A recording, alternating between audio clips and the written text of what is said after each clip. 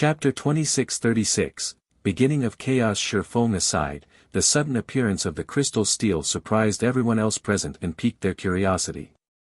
They never thought that the trial monsters, which had not dropped a single item until now, would actually drop a steel. What an amazing steel! It's causing the ambient mana density to skyrocket just by hovering there. Even the surrounding space has become heavier. Crimson Star exclaimed when she registered the changes the crystal steel brought to its environs. If a Tier 2 player were here, they wouldn't even be able to approach it. In regard to this situation, though, Violet Sword's members could not help a little disappointment. Even a fool could tell that the crystal steel was extraordinary. However, according to the agreement between Zero Wing and Violet Sword, aside from the trial boss's loot, every other discovery made and loot found in the trial would belong to Zero Wing. Hence, they could only look at the steel. What is this steel? Not only can it not be appraised, but you can't even touch it. It's as if this steel doesn't exist in this space, Aqua Rose said with a gloomy expression on her face as she stood before the steel. Could it be a holographic projection? This crystal steel was incredibly precious. Even if they couldn't appraise it and discover its uses, they could still set it up inside a room to increase the room's mana density. This room could then be used as a training facility for players. However, if this treasure was merely a hologram, then it can't even serve as a decoration. This isn't a hologram. It's just that we can't touch it, Faux said, smiling. Guild leader, you're still in the mood for jokes. If we can't touch it, then we can only look at this steel and nothing more, Aqua Rose said anxiously when she saw Feng's nonchalant attitude toward this situation. In God's domain, the prerequisite for players to store an item in their bag space was for them to come into physical contact with the target item. If they couldn't touch the steel, how were they supposed to take it away? Looking at it is indeed our only option, Feng said, nodding while smiling. This steel isn't an item that can be taken away. The only thing we can take away is the information recorded on it. The existence of ancient legacy steels was still foreign to the current players of God's domain because these steels appeared only in ancient ruins or secret lands. In the past, the discovery of an ancient legacy steel would always trigger a storm of bloodshed. This was because ancient legacy steels recorded the lost technology of ancient civilization. Any guild that managed to get their hands on this technology could undergo a qualitative transformation. In Feng's previous life, a total of 5 ancient legacy steels had appeared in God's domain. During the 10 years God's domain had been in operation, only 5 ancient legacy steels had appeared. One could easily imagine the value of those steels. This was also the reason why Feng was so excited to see the ancient legacy steel appear in the hero trial. Take away the information recorded. Aqua Rose was confused by Feng's words. No matter how she looked at the steel, she simply couldn't imagine how he was going to take away the information on it. Currently, they couldn't touch the steel at all. And even after using the master-ranked appraisal, she still couldn't extract any information from the steel. Just how were they supposed to take the recorded information? You can't extract the information recorded on the steel using normal methods. Not only is the information recorded massive, but it is also extremely complex. If you wish to extract the recorded information, you have to record the magic arrays carved on the steel, Feng explained. Record the magic arrays on it? Aqua Rose gaped in shock as she looked at the worn steel. There were roughly 40 magic arrays engraved on the crystal steel, and even the simplest one was an advanced magic array. Recording them all was simply a joke. They could spend only 5 days inside the trial space. Meanwhile, it took around half a day to learn one advanced magic array. What more magic arrays above the advanced rank? Relax. This task might be difficult for others, but it isn't particularly difficult for me. All I need is some time, Feng said confidently. During this period, you'll lead the team and continue taking care of the trial monsters. Learning the magic arrays recorded on the ancient legacy steel would indeed be arduous for an advanced magician. However, he had long been an intermediate master magician. 2 or 3 days would be more than enough for him to learn and record these magic arrays. I understand. Aqua Rose nodded before taking charge of the team to continue clearing out the trial monsters in their way. As for Faux, he sat quietly before the ancient legacy steel, confusing Violet Sword's members. However, they did not put too much thought into the matter. After all, the steel belonged to Zero Wing. How Zero Wing dealt with it was up to the guild's discretion. Meanwhile, Faux started analyzing the layers of magic arrays engraved on the steel. Learning a magic array was considerably easier than decoding one. The troublesome part was having to memorize a lot of things. However, Feng's brain capacity now surpassed that of ordinary people. Learning and recording the magic arrays was a piece of cake for him. In less than an hour, Feng had already memorized one advanced magic array and started on the second one. In the meantime, Aqua Rose and the others kept clearing out trial monsters and advancing down the tunnel. However, the deeper into the tunnel they went, the more densely packed the trial monsters became. Eventually, the number of monsters the team faced each time had grown so high that even Zero Wing's members started feeling taxed. As a result, the team's speed of advance slowed.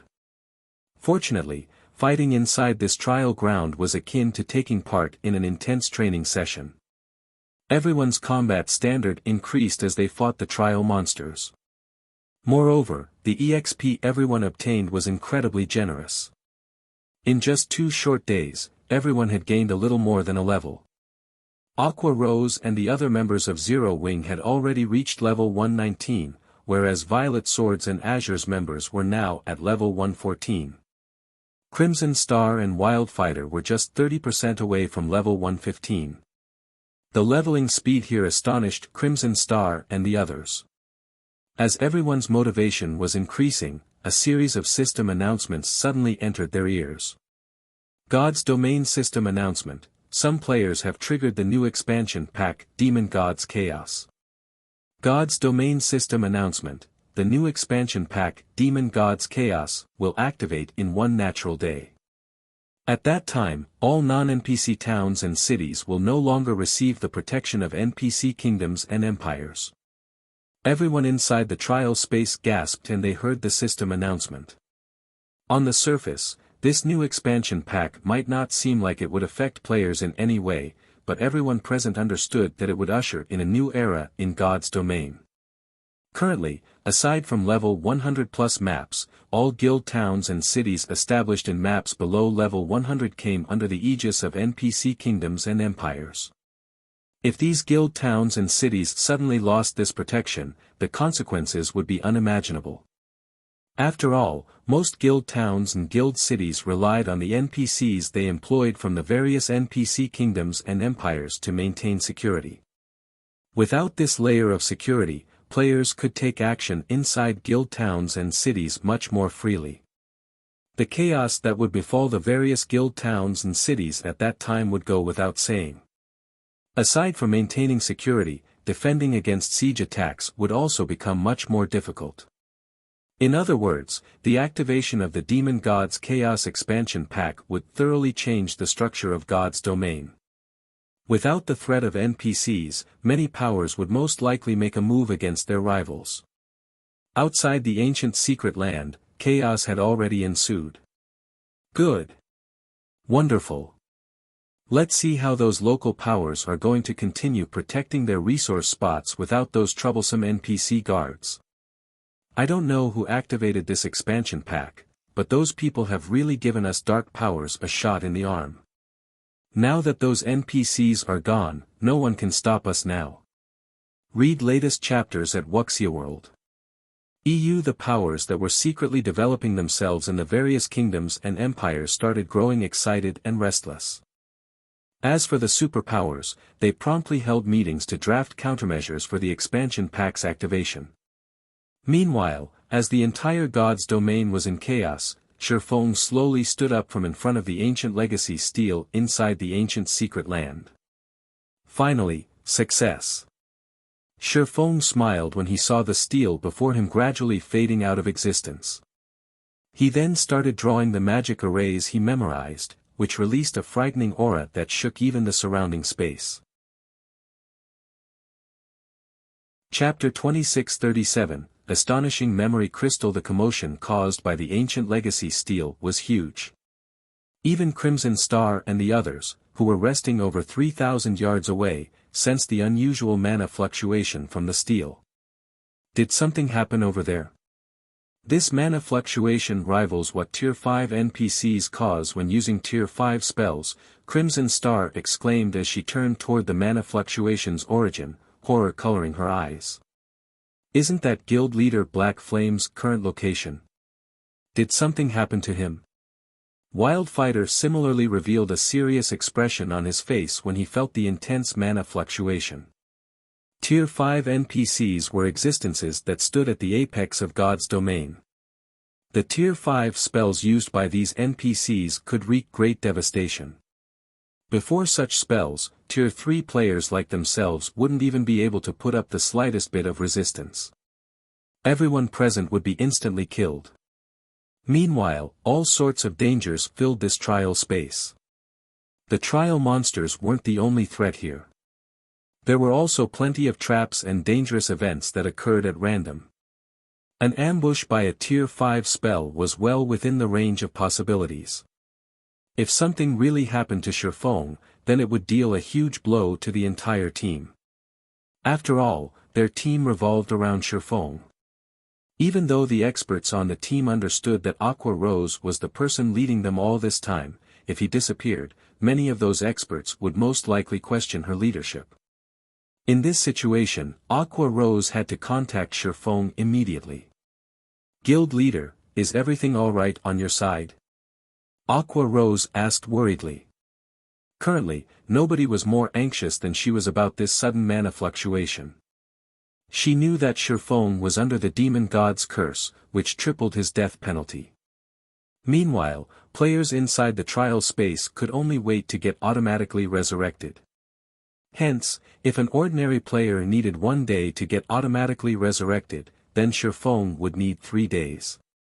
If he died right now, then their odds of clearing the hero trial would become even slimmer. Relax, everything's fine. I just unlocked the information recorded on the steel, Faux said, smiling when he saw the anxious look on Aqua Rose's face. Unlocking the information actually caused such a huge commotion. Aqua Rose was stunned when she heard Feng's words. This was definitely the strongest mana fluctuation she had experienced in God's domain. If this mana fluctuation were due to a spell, she wouldn't be surprised if it destroyed an entire NPC city. However, Faux was telling her that this frightening mana fluctuation was merely a consequence of unlocking the recorded information on the steel. This was simply unbelievable. This is information left behind by an ancient god. It is naturally extraordinary. However, I still need some time to complete the unlocking process. For now, continue clearing the trial monsters on your side. I'll meet up with you once I'm done, Faux explained and chuckled. In reality, the mana fluctuation had surprised even Faux. From what he knew about ancient legacy steels, the strength of the mana fluctuation when the recorded information was unlocked was an indicator of the recorded information's value. Generally, though, the mana fluctuations that occurred extended only 1 or 2,000 yards. Now, however, the mana fluctuation from this ancient legacy steel reached Aqua Rose's location, roughly 3,000 yards away. It rivaled the ancient legacy steel found in the ancient god's tomb, a level 150+ ancient secret land. However, the ancient god's tomb's minimum entry requirement was Tier 4. Alright, I'll notify the others, Aqua Rose answered. After giving the matter some thought, she found Feng's words reasonable. Since the information recorded on the steel was something left behind by an ancient god, it naturally wouldn't be something ordinary. She then turned to the rest of the team and said, "Everyone, please rest assured. Nothing has happened to the guild leader." The guild leader said that this mana fluctuation is merely a consequence of him unlocking the information recorded on the steel. He says that he is not in any danger and that we should continue clearing out the remaining trial monsters. He will rejoin us shortly. Aqua Rose's words kindled a sense of admiration toward Faux in everyone in the team. They hadn't thought that Faux would actually be able to obtain something from the steel. After a brief discussion, they promptly resumed clearing out the trial monsters in their path. In the meantime, Faux was staring intently at the gradually forming crystal hovering before him.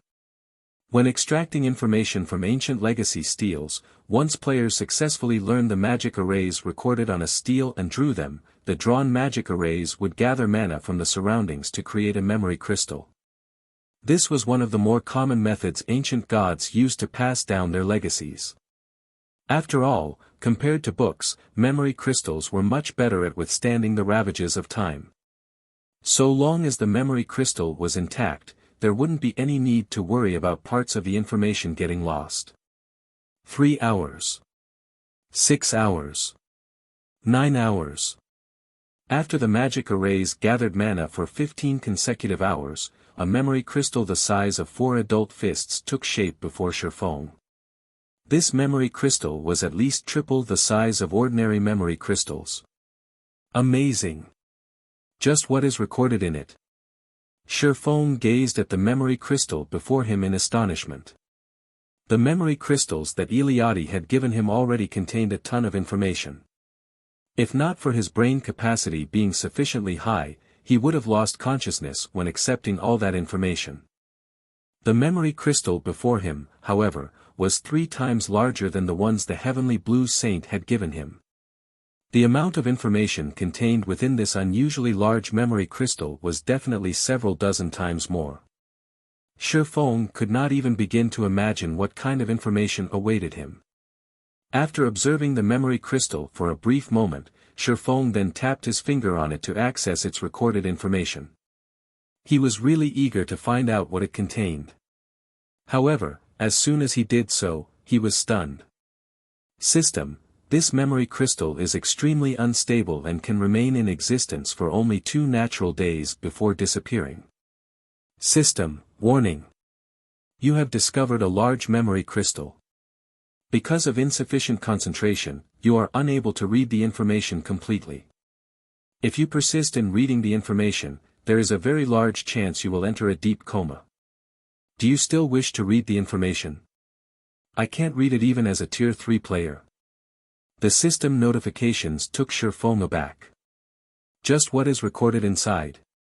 This was definitely the first time he had come across such a situation. In fact, he had never heard of something like this happening before. It seems I toiled for nothing.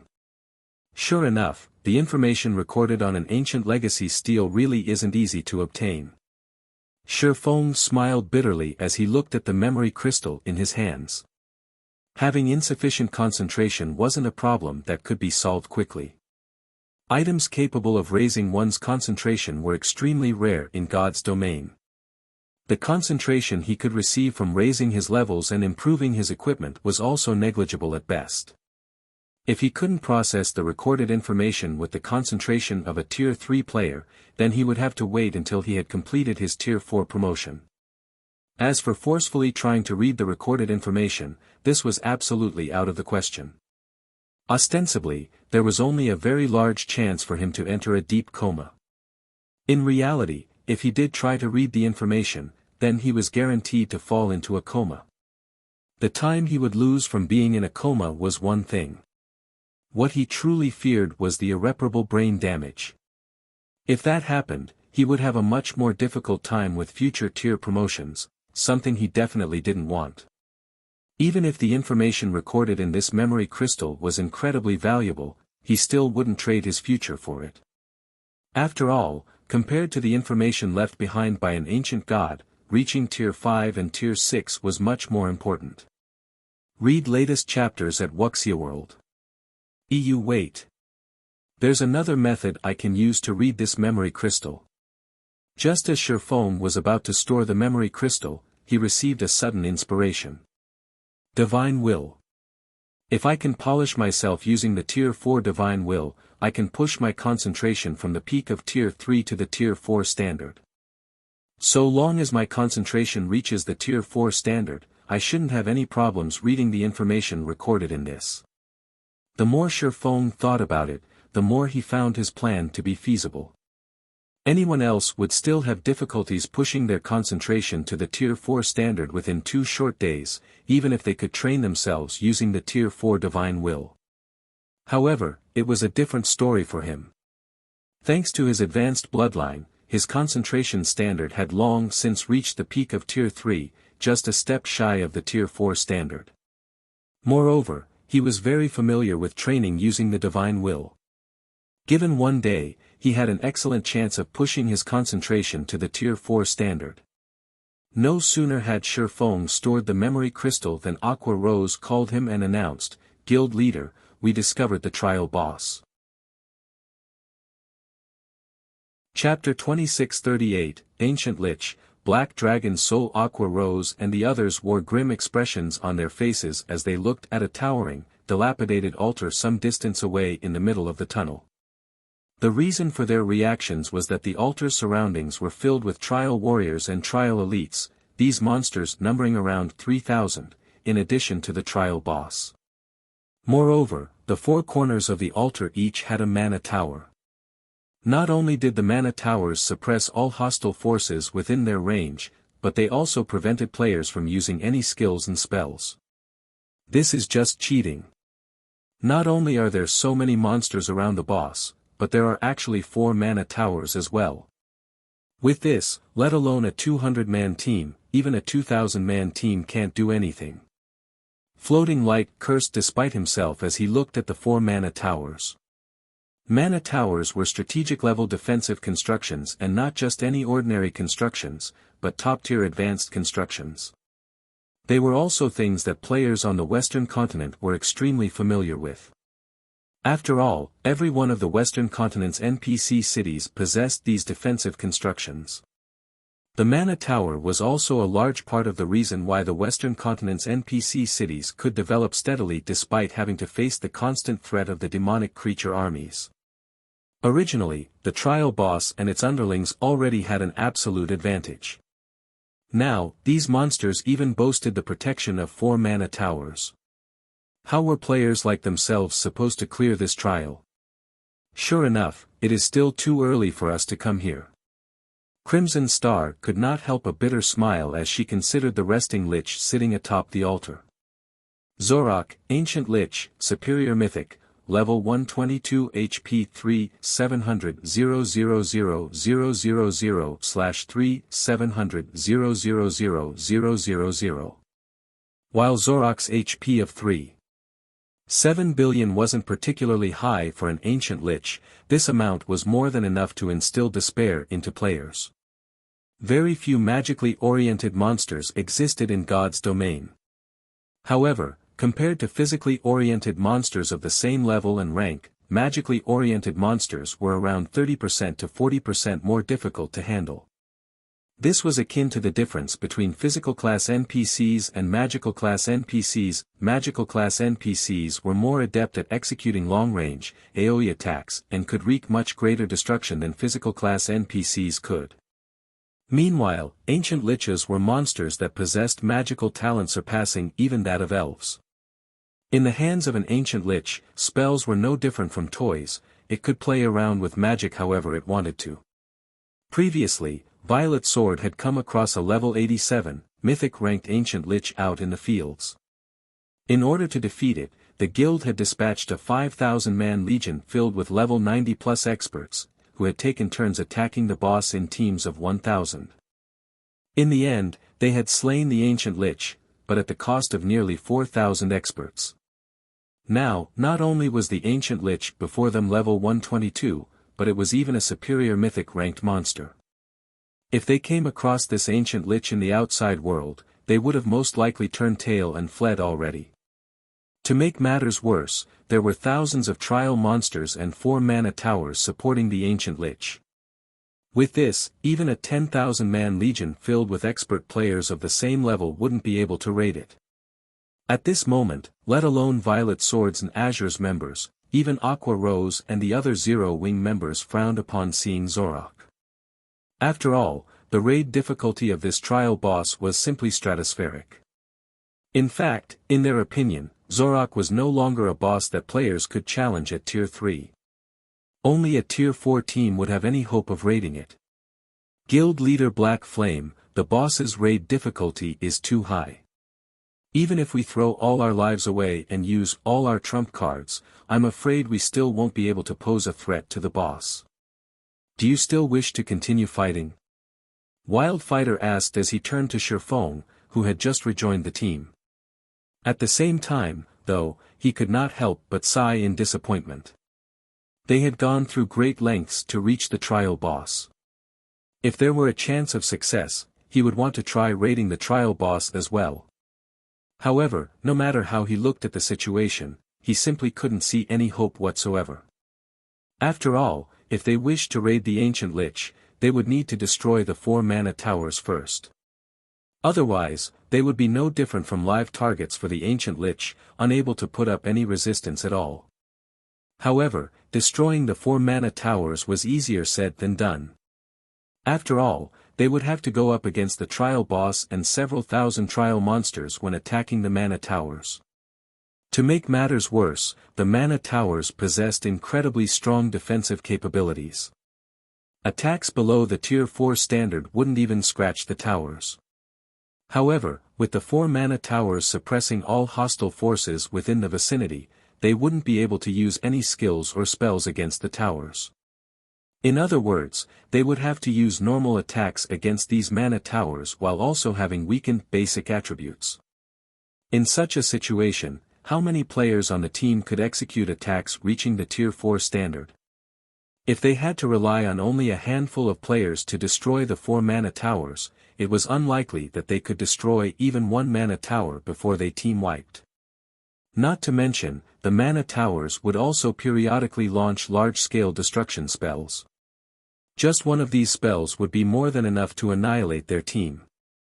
Facing the simultaneous attacks of 4 mana towers was an absolute nightmare.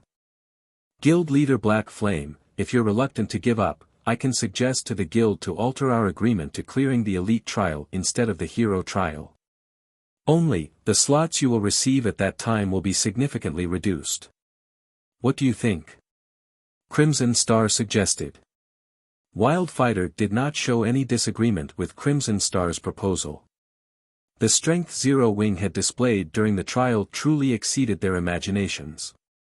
For Violet Sword, being able to form a partnership with Zero Wing was definitely a good thing. Crimson Star really reacted quickly. Duan Hanshan smiled faintly when he overheard Crimson Star's suggestion. However, he wasn't particularly surprised. Zero Wing's potential was already clear for all to see. If nothing untoward happened, it would definitely grow into a superpower in the future. The guild would be especially powerful due to its ability to nurture players.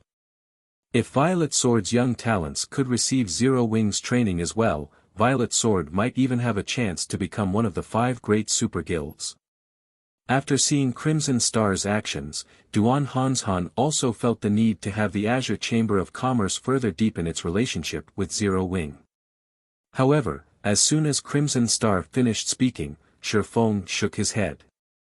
If the problem is with the slots, I can try to negotiate with the others in the guild, Guild Leader Black Flame, Wildfighter said when he saw Shifeng shaking his head. No, you misunderstand me, Vice Commander Wildfighter.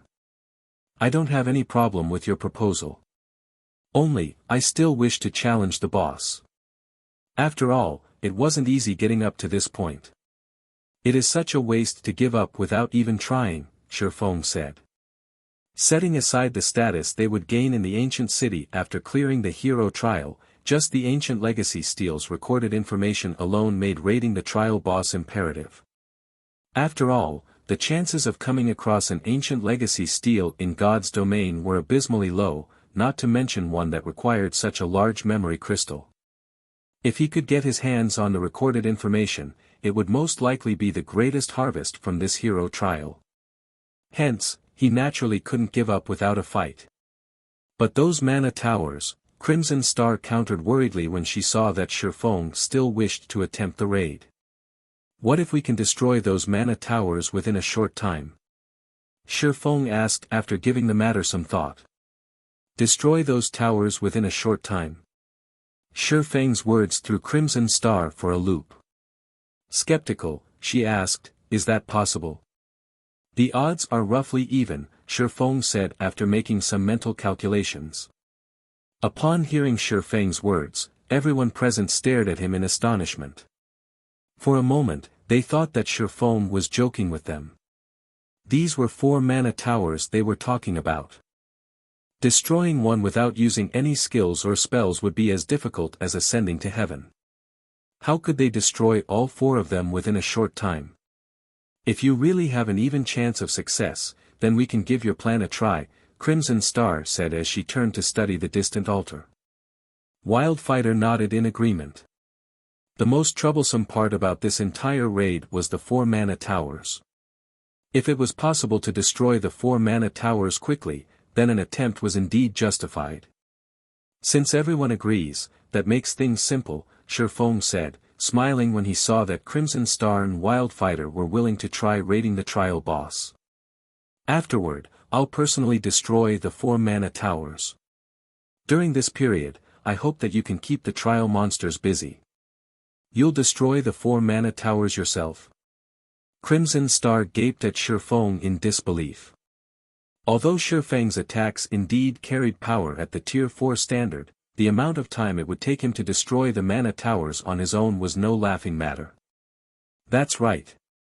I'll destroy them, Feng replied seriously while nodding. Alright, then. Since you wish to try, then let's try it, Guild Leader Black Flame. Crimson Star sighed helplessly when she saw that he was serious. Read latest chapters at Wuxia World. EU. At this point, she no longer held any hope of him succeeding. However, she didn't mind letting the Violet Sword members present die once to consolidate Violet Sword's partnership with Zero Wing. After all, aside from the long resurrection time, the death penalty players suffered in the ancient secret land was very low. Following which, everyone present readied themselves for battle and positioned themselves right outside the mana tower suppression radius. Once they were given the command, they would immediately charge into the battlefield and attract the trial monster's attention. Guild Leader Black Flame, everything's ready. You may start anytime. Crimson Star reported to Feng after seeing that everyone was in position. Good. I'll start now. After saying so, Feng unsheathed the Abyssal Blade and activated Black Dragon's Soul. Chapter 2639, Black Dragon King's Might. When Feng unsheathed the Abyssal Blade and activated Black Dragon's Soul, the Abyssal Blade immediately transformed into a cloud of black mist, which then enveloped Feng completely before expanding to cover a 60-yard radius around him. Before anyone could react to this strange development, a deafening dragon roar came from the cloud. In the next moment, a 30-meter-tall black dragon leaped out of the black mist, releasing a powerful aura that washed over the crowd.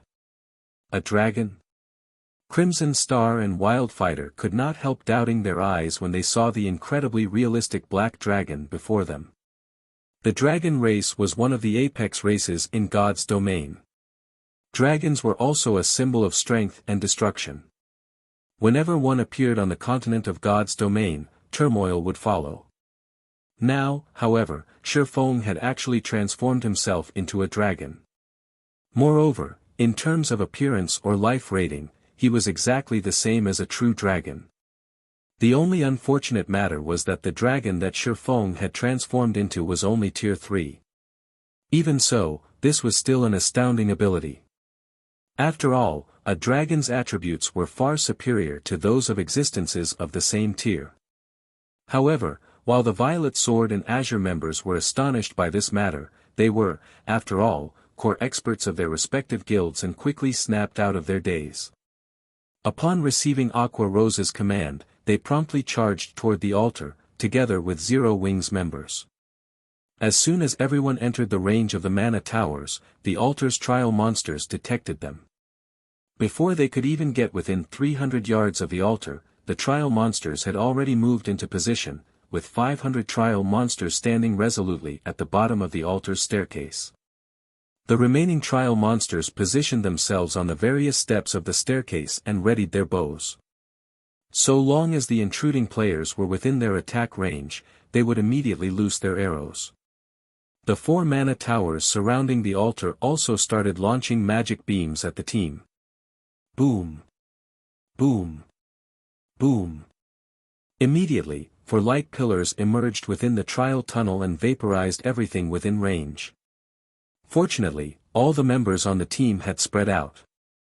In addition, the mana tower's cannons did not possess a very large AoE. As a result, aside from some unlucky players that had bad positioning, everyone else managed to slip out of the beam attack's AoE in time. Even so, the team had still lost over a dozen players just from that first round of attacks. Upon seeing this, the surviving members of the team gulped nervously, grim expressions settling on their faces. They hadn't even started fighting, yet they had already lost over a dozen members. At this rate, they would most likely get annihilated before they could even kill a trial monster. However, just as a heavy atmosphere descended on the team, a black figure suddenly flew overhead and arrived within 100 yards of a mana tower in the blink of an eye. Seeing this figure, everyone relaxed slightly and breathed out a sigh of relief. Only, when Faux arrived within 100 yards of the first mana tower, the ancient Lich seated at the top of the altar suddenly opened its eyes, the blood-red glow in its hollow eye sockets locking onto him immediately. The Lich then extended its hand at the black dragon and started chanting an incantation. Less than a second later, a twofold magic array appeared beneath the Lich's feet. Speedcasting. Crimson Star's complexion darkened when she saw Zorok's spellcasting.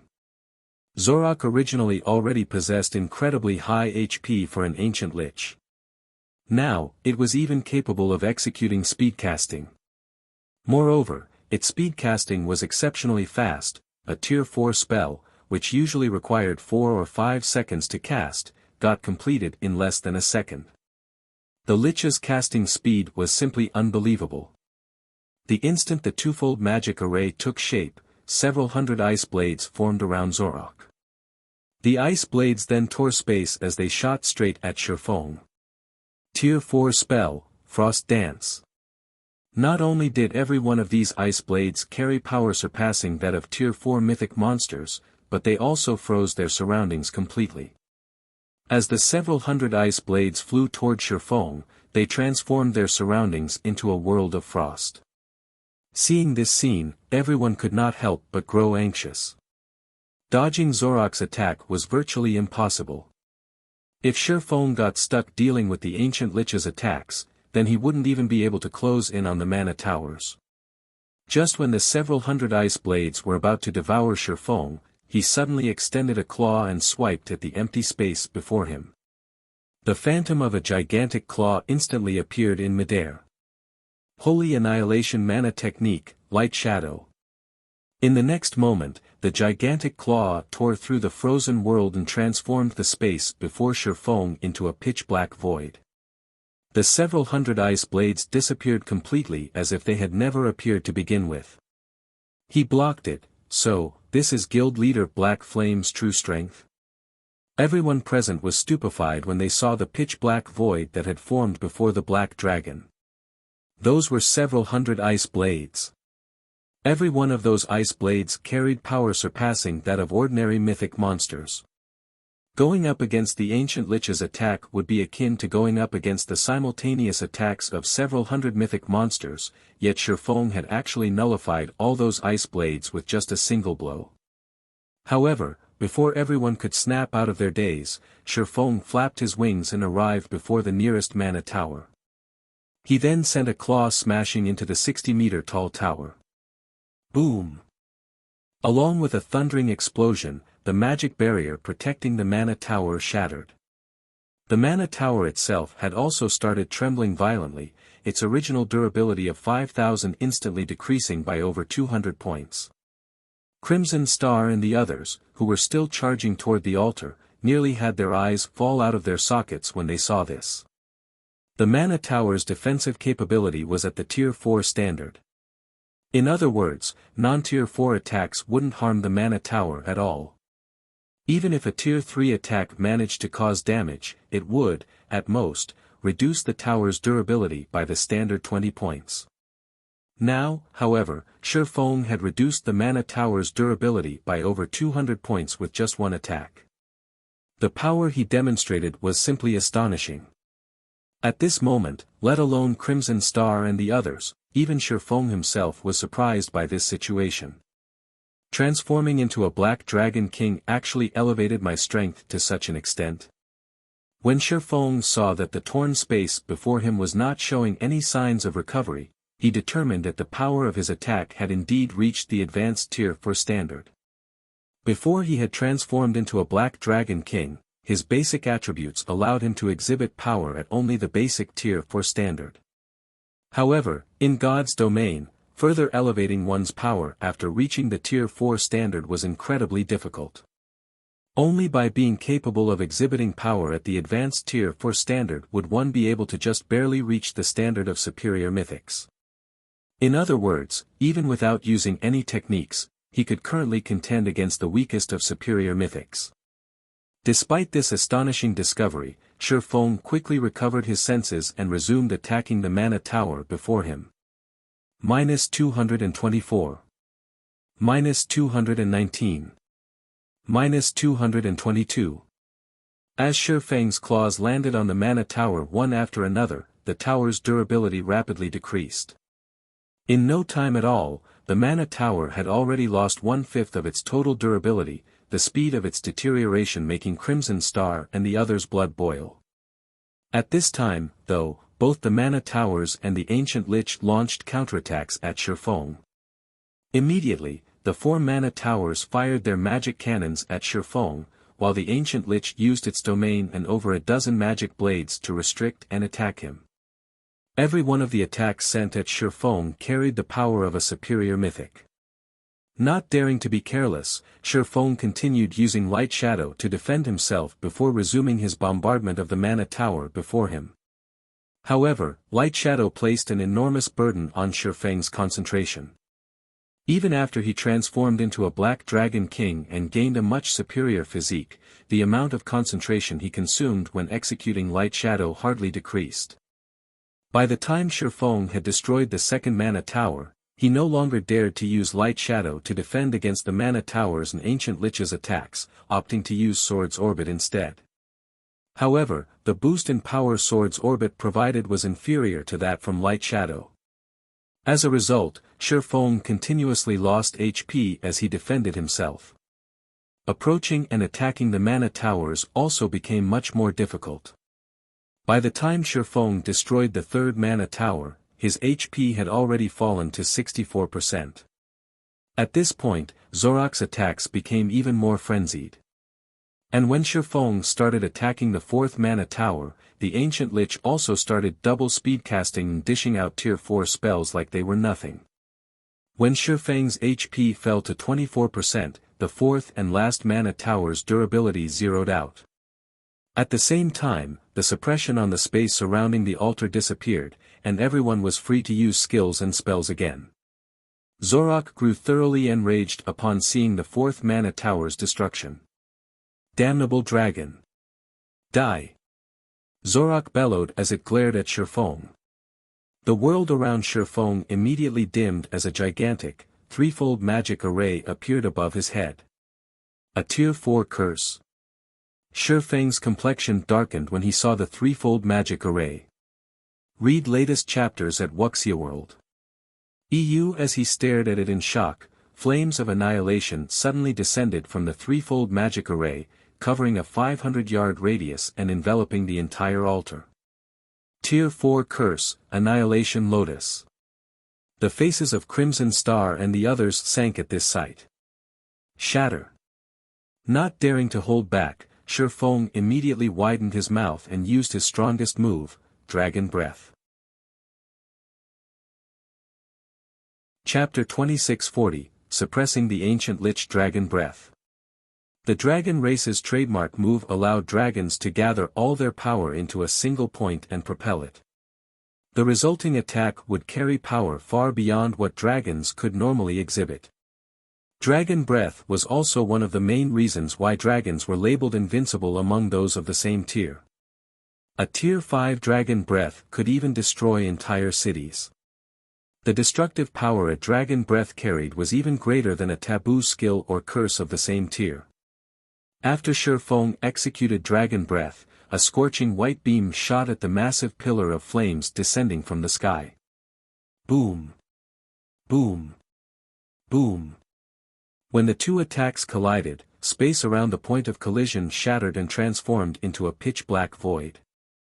The powerful shockwaves from the impact were palpable even over 1,000 yards away. When the clash ended, everyone was stupefied by the outcome. What? He blocked it. That was a tier 4 curse. Even a true tier 3 dragon shouldn't be able to stop that. How did he do it? Crimson Star and the other magical class players on the team felt like they were dreaming when they saw the threefold magic array above them fading out of existence. The tier 4 curse Zorak cast rivaled a tier 5 spell. Meanwhile, a tier 5 spell could break through even the defensive magic array of main cities, let alone annihilate a measly 200-man team of tier 3 players. When they saw Zorak casting the tier 4 curse, they had known that the battle was over and resigned themselves to death. None of them thought that Faux would actually be able to stop this frightening attack and keep the whole team alive. His abilities were truly inhuman. Thank goodness I managed to block it. Otherwise, that really would have been a team wipe. Faux breathed out a sigh of relief when he saw the descending pillar of flames dissipating. If not for him having further improved his understanding of the realms of truth and managing to integrate advanced combat techniques into his actions, he wouldn't have been able to elevate his dragon breath's destructive power. In that case, both he and everyone else below him would have been burnt to ashes. However, before Faux and the others could catch their breath, Zorak started chanting once more and summoned another threefold magic array. How is this possible? This is a lie, right? How can it still use another tier 4 curse? Everyone's complexion paled when they saw the ancient Lich using another tier 4 curse. Most of the bosses in God's domain possessed only one team wipe move. And even if a boss had multiple team wipe moves, it wouldn't use them back to back. Now, however, Zorak was chanting another tier 4 curse right after using one.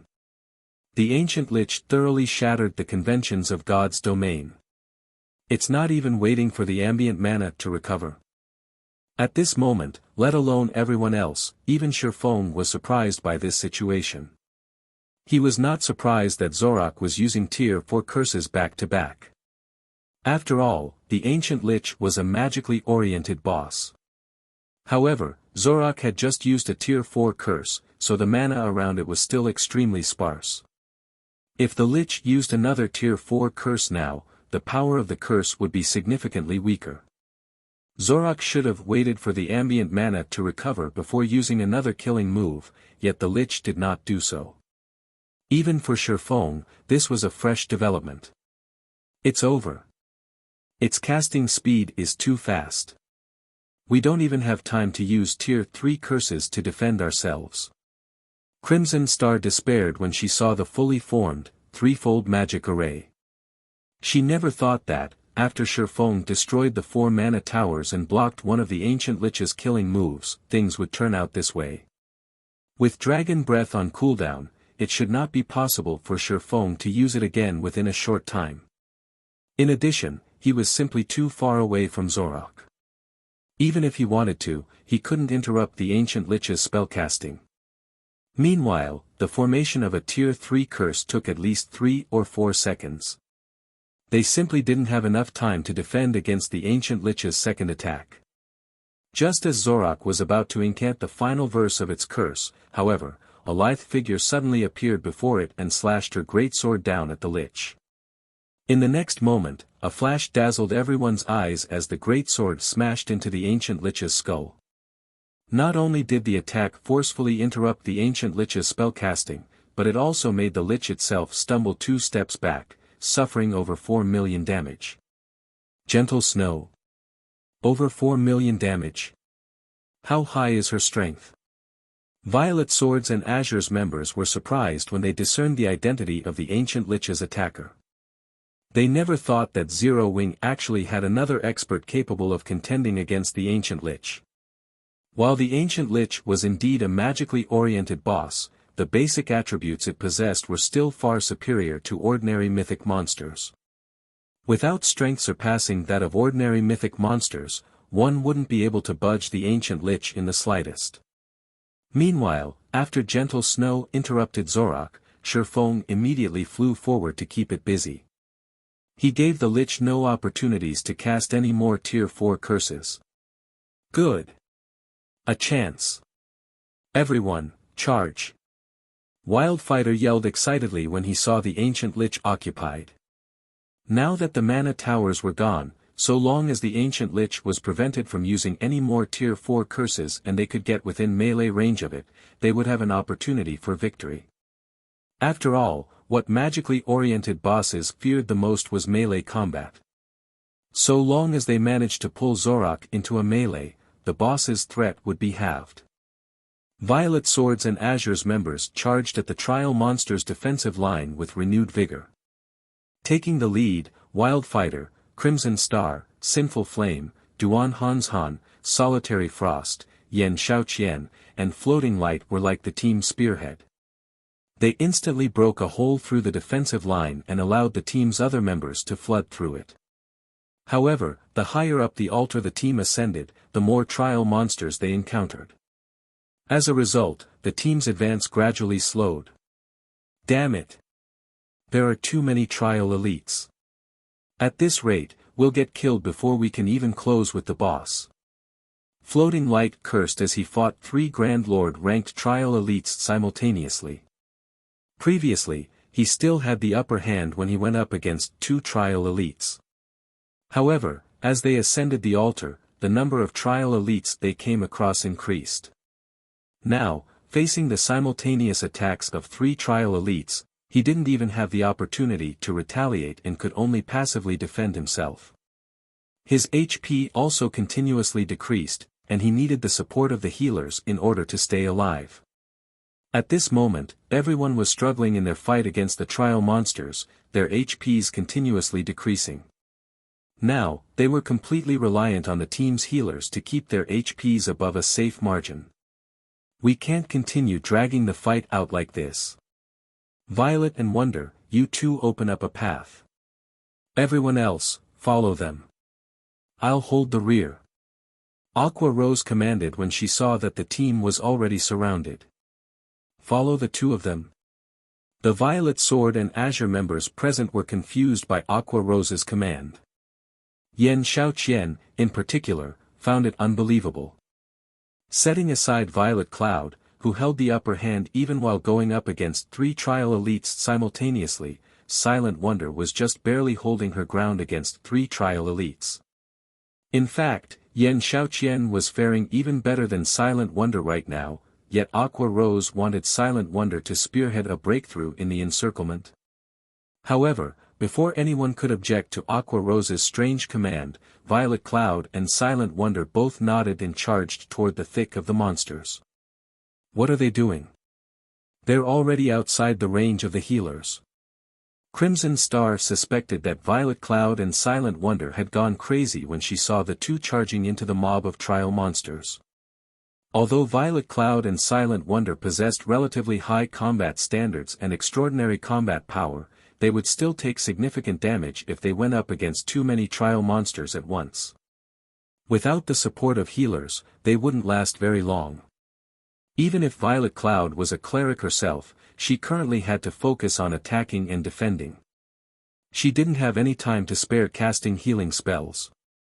However, as soon as Crimson Star finished speaking, blades of mana started appearing around the 2 women. Read latest chapters at Wuxia World. EU Void Blade. Shadow Rage. The 2 of them combined had summoned over 300 magic blades. Moreover, every magic blade carried so much power that the space around them trembled. The power of these magic blades was definitely at the Tier 4 standard. Go. Violet Cloud and Silent Wonder let loose a low shout. The trial monsters surrounding them got blasted away one after another, and in no time at all, no monster remained within a 40-yard radius of the duo. Moreover, any monster that tried to approach them got repelled immediately. Chapter 2641, Zero Wings Combat Power. The sudden appearance of empty space on the altar's staircase instantly silenced Violet Sword's and Azure's members. They were holding back all this time. Yan Xiaoqian could not help doubting her eyes as she stared at Silent Wonder. After fully unlocking her own mana body as well, Yan Xiaoqian had thought that she had already caught up to and possibly even surpassed Silent Wonder. After all, in terms of combat standard, Silent Wonder had just recently entered the Void Realm, whereas she was only half a step away from the Domain Realm. Now, however, are all of Zero Wings members monsters? Floating Light's eyes were wide with shock as he watched Violet Cloud and Silent Wonder carving a path up the staircase. He already had difficulties taking on 3 trial elites simultaneously, yet Violet Cloud and Silent Wonder currently held the upper hand despite going up against several hundred trial warriors and trial elites. None of the trial monsters could get within 30 yards of the duo. Their strength was simply unbelievable. Even Crimson Star and Wildfighter wouldn't be a match for Violet Cloud and Silent Wonder. Or to put it in another way, they were standing on completely different levels. Good. Everyone, enter the clearing they created.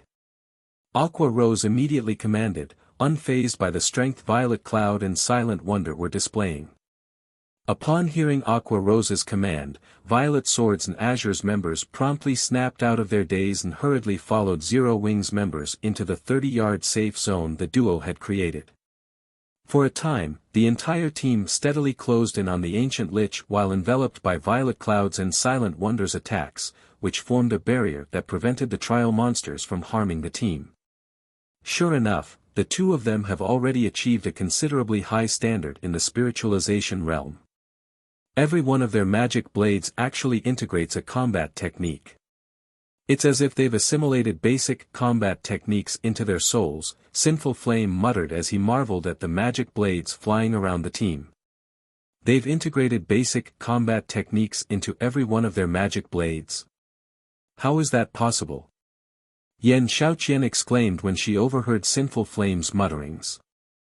Just executing a combat technique normally was plenty difficult. Executing combat techniques in quick succession was even more difficult. As for executing several hundred combat techniques simultaneously, that was simply inhuman. However, they have indeed succeeded in doing so. In fact, they're doing it as naturally as breathing, Sinful Flame said, a bitter smile forming on his face as he responded to Yan Xiaoqian's astonishment. Moreover, they aren't the only ones in Zero Wing capable of it. I really don't know how Black Flame managed to nurture so many monsters. As Sinful Flame and Yan Xiaoqian were conversing, the team arrived within 50 yards of the ancient Lich under Violet Cloud and Silent Wonder's aegis. However, as the team pressed closer to the ancient Lich, the magic blades Violet Cloud and Silent Wonder summoned grew increasingly translucent. It was obvious that their duration would end soon.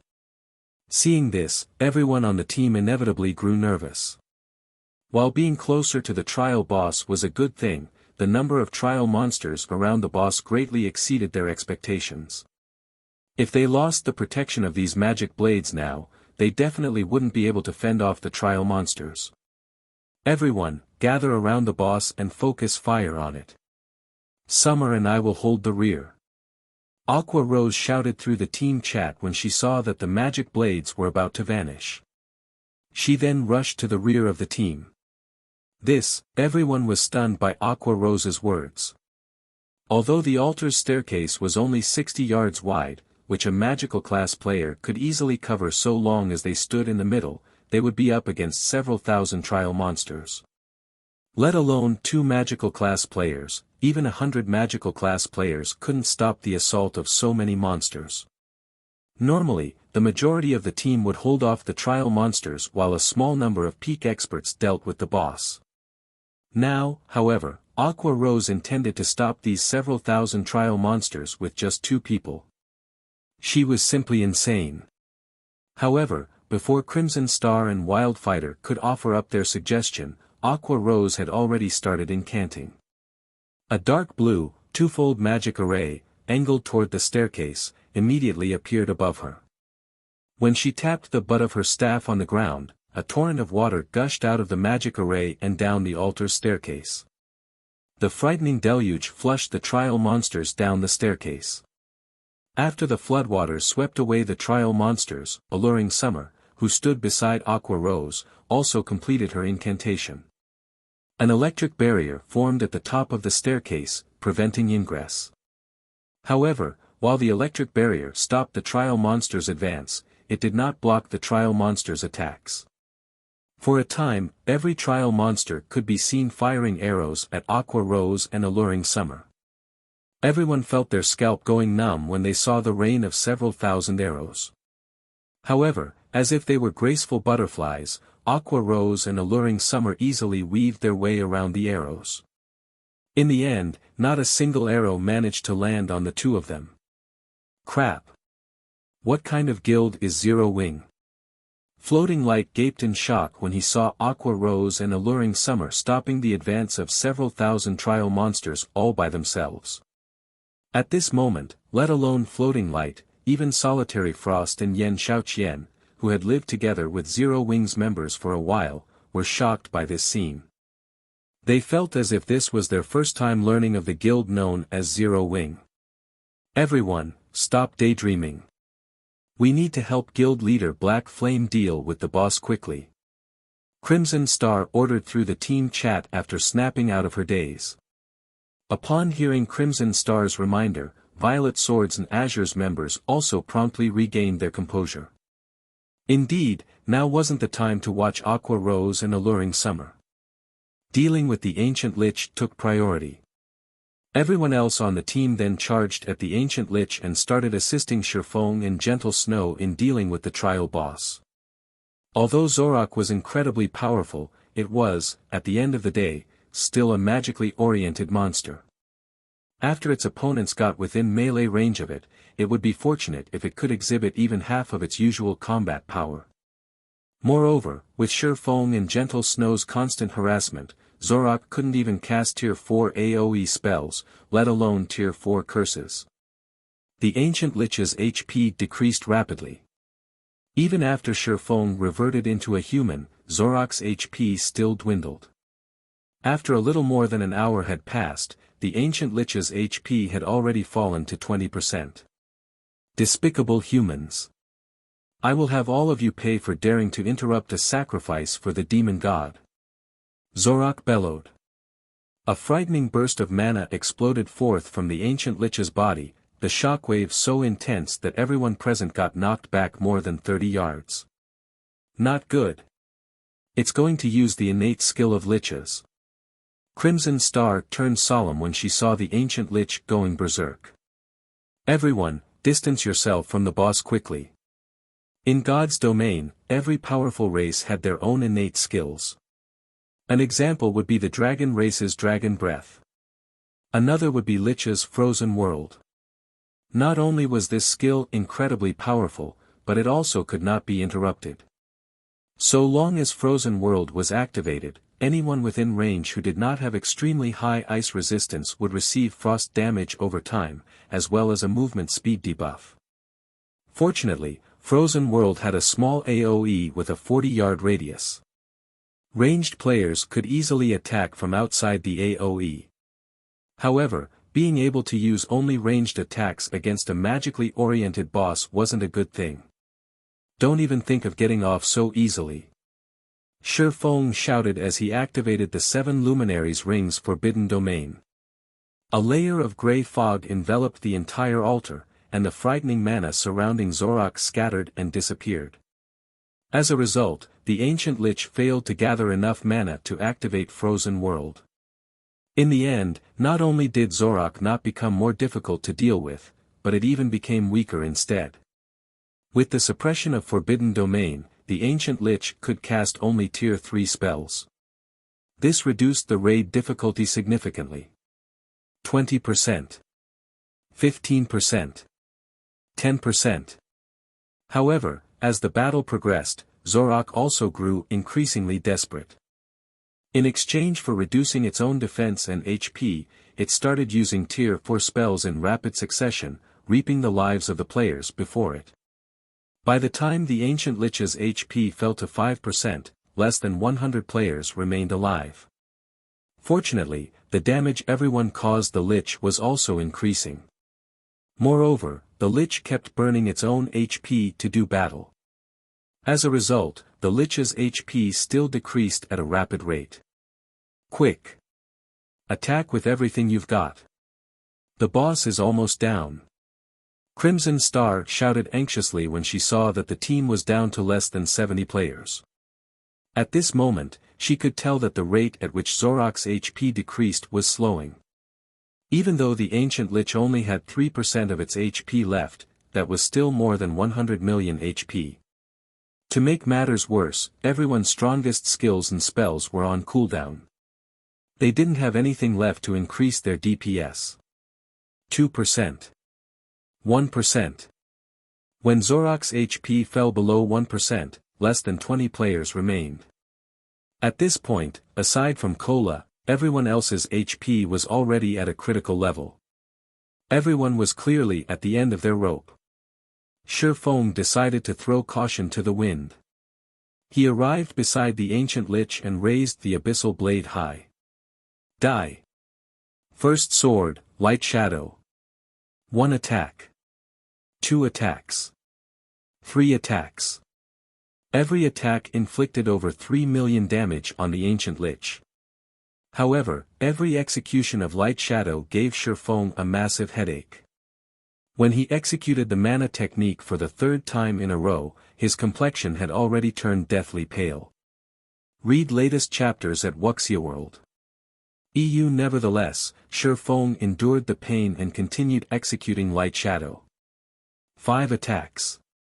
6 attacks. 7 attacks. Finally, after Faux executed his 8th consecutive Light Shadow, Zorak's HP zeroed out. The Ancient Lich then let loose an unresigned wail before collapsing to the ground. Chapter 2642, Ancient Lich's Loot. When the Ancient Lich collapsed to the ground, a purple glow enveloped the bodies of the surviving players. The EXP from the Ancient Lich was far more generous than what even ordinary superior mythics awarded, so much that Faux jumped directly to level 120. As everyone's experience bar was rising rapidly, due to the Ancient Lich's death, the boundless mana that had gathered around the altar no longer had anyone binding it to the altar's vicinity. As a result, the mana started dispersing, and the trial monsters that were frenziedly attacking Aqua Rose and Alluring Summer suddenly collapsed to the ground, one after another, as if they had lost their souls. We won. An indescribable sense of joy and excitement welled up within Aqua Rose when she saw the collapsed trial monsters. At the same time, a sense of relief washed over her. Although both Alluring Summers and her HPs had barely decreased, their stamina and concentration were already at critical levels. Had the fight continued for another 2 or 3 minutes, they would definitely have collapsed from stamina and concentration exhaustion. Fortunately, the Ancient Lich had fallen before they did. In the meantime, although Faux and the others felt joyful over defeating the Ancient Lich, they could not help falling on their backs in exhaustion, having almost depleted their stamina and concentration already. The hero trial. He actually did it. When Mythology's people find out about this, they will definitely go crazy. Crimson Star gazed at Faux, who lay on the ground some distance away, with complicated emotions. Originally, Tori had only meant to use the hero trial as bait to buy time. No one from Violet Sword had expected Faux and Zero Wing to succeed. After all, Mythology had partnered with multiple superpowers to form a 200-man team of peak and apex experts and still failed to conquer the ancient city's elite trial. While fighting the Ancient Lich, Crimson Star had entertained the possibility of actually defeating the trial boss, but toward the end of the raid, she had concluded that victory was nothing but a fantasy. Near the end, Zorak had started killing multiple players with every move it used. The ancient Lich would wipe out the remnants of their team in 10 seconds. Meanwhile, trying to wreak over 40 million damage in just 10 seconds was simply impossible for a team of less than 20 surviving players. In the end, however, Faux had surpassed everyone's expectations. At the final moment, he still managed to dish out such frightening DPS and reap the ancient Lich's remaining HP, creating a miracle. "Guild leader, are you alright?" Fire Dance asked worriedly as she arrived beside Faux. At this moment, the life aura Faux exuded was incredibly weak despite him still having quite a lot of HP. His complexion was also deathly pale. This clearly wasn't a result of just running out of stamina or concentration. "I'm fine. I just forcefully broke through the limits of my concentration, so I'll probably need to rest for quite some time to recover," Faux replied, smiling. Because of his rapid-fire use of light shadow, he was mentally exhausted. In fact, he would most likely remain in this weakened mental state for quite some time. However, being able to break through the limits of his concentration was a fortuitous matter. After all, it would allow him to improve his brain capacity. Of course, in order to gain this improvement, he would need the corresponding support facilities and nutrient fluids. Otherwise, he would be courting brain damage. While Faux and Fire Dance were conversing, the sound of a system notification entered everyone's ears. "System, congratulations. You have completed the hero trial. Trial completion rating, S rank. Rewarding 500 Lightforged city contribution points and permanent citizenship." The system notification repeated 3 times. While Zero Wings and Azure's members did not understand the importance of these rewards, Violet Sword's members revealed ecstatic expressions on their faces. What a bountiful reward! According to our investigations of Lightforged City, it'd take at least 7 or 8 quests just to get 100 contribution points. With 500 points, we can directly purchase 3 Tier 3 magic stones and attempt to boost the completion rate of our Tier 3 skills and spells past the 100% threshold. Floating Light exclaimed. As he read the contents of the system notification, he felt as if he was dreaming. Although neither Violet Sword or Mythology had entered the ancient secret lands Lightforged City before, their research into the city indicated that obtaining contribution points in the city was incredibly difficult. Normally, the only way was by doing quests. However, there was not only a restriction of accepting 1 quest at a time but also a limited number of quests available in the city every day. Meanwhile, Lightforged City's contribution points were the only currency recognized in the city. These points could be exchanged for various useful items. Among the items available for exchange in Lightforged City, the one that attracted the attention of Violet Sword and Mythology the most was the Magic Stone. The Magic Stone was an item that could provide players with guidance on breaking through the 100% limit of their skills and spells. A Tier 3 Magic Stone could provide guidance for Tier 3 skills and spells. It was undoubtedly a treasure that all expert players desired. After all, skills and spells followed players for the rest of their careers in God's domain. However, improving the completion rate of skills and spells, especially Tier 3 skills and spells, was not an easy task. Just being able to achieve a 90% completion rate was already an incredibly difficult feat to accomplish. Meanwhile, even reaching 100% completion rate with a Tier 3 skill or spell would provide a considerable boost to a player's combat power. If one could break through the 100% limit, the boost in combat power would be even greater. Now that the hero trial had awarded each player with 500 contribution points, this meant each of them could exchange for 3 Tier 3 magic stones. They were naturally excited by this outcome. At this moment, let alone Violet Sword's members, even Faux was surprised by this reward. A 500-point reward for every player on the team. This trip really was worth it. Faux similarly felt joyful when he saw the rewards the system granted. Others might not know what it meant to have 500 contribution points for an ancient city, but he did. In God's domain, a player who managed to rack up 500 contribution points in an ancient city could improve their combat power by a significant margin. Setting aside the commonly known magic stone, just the most basic enchanted potion could allow players to improve their strength rapidly.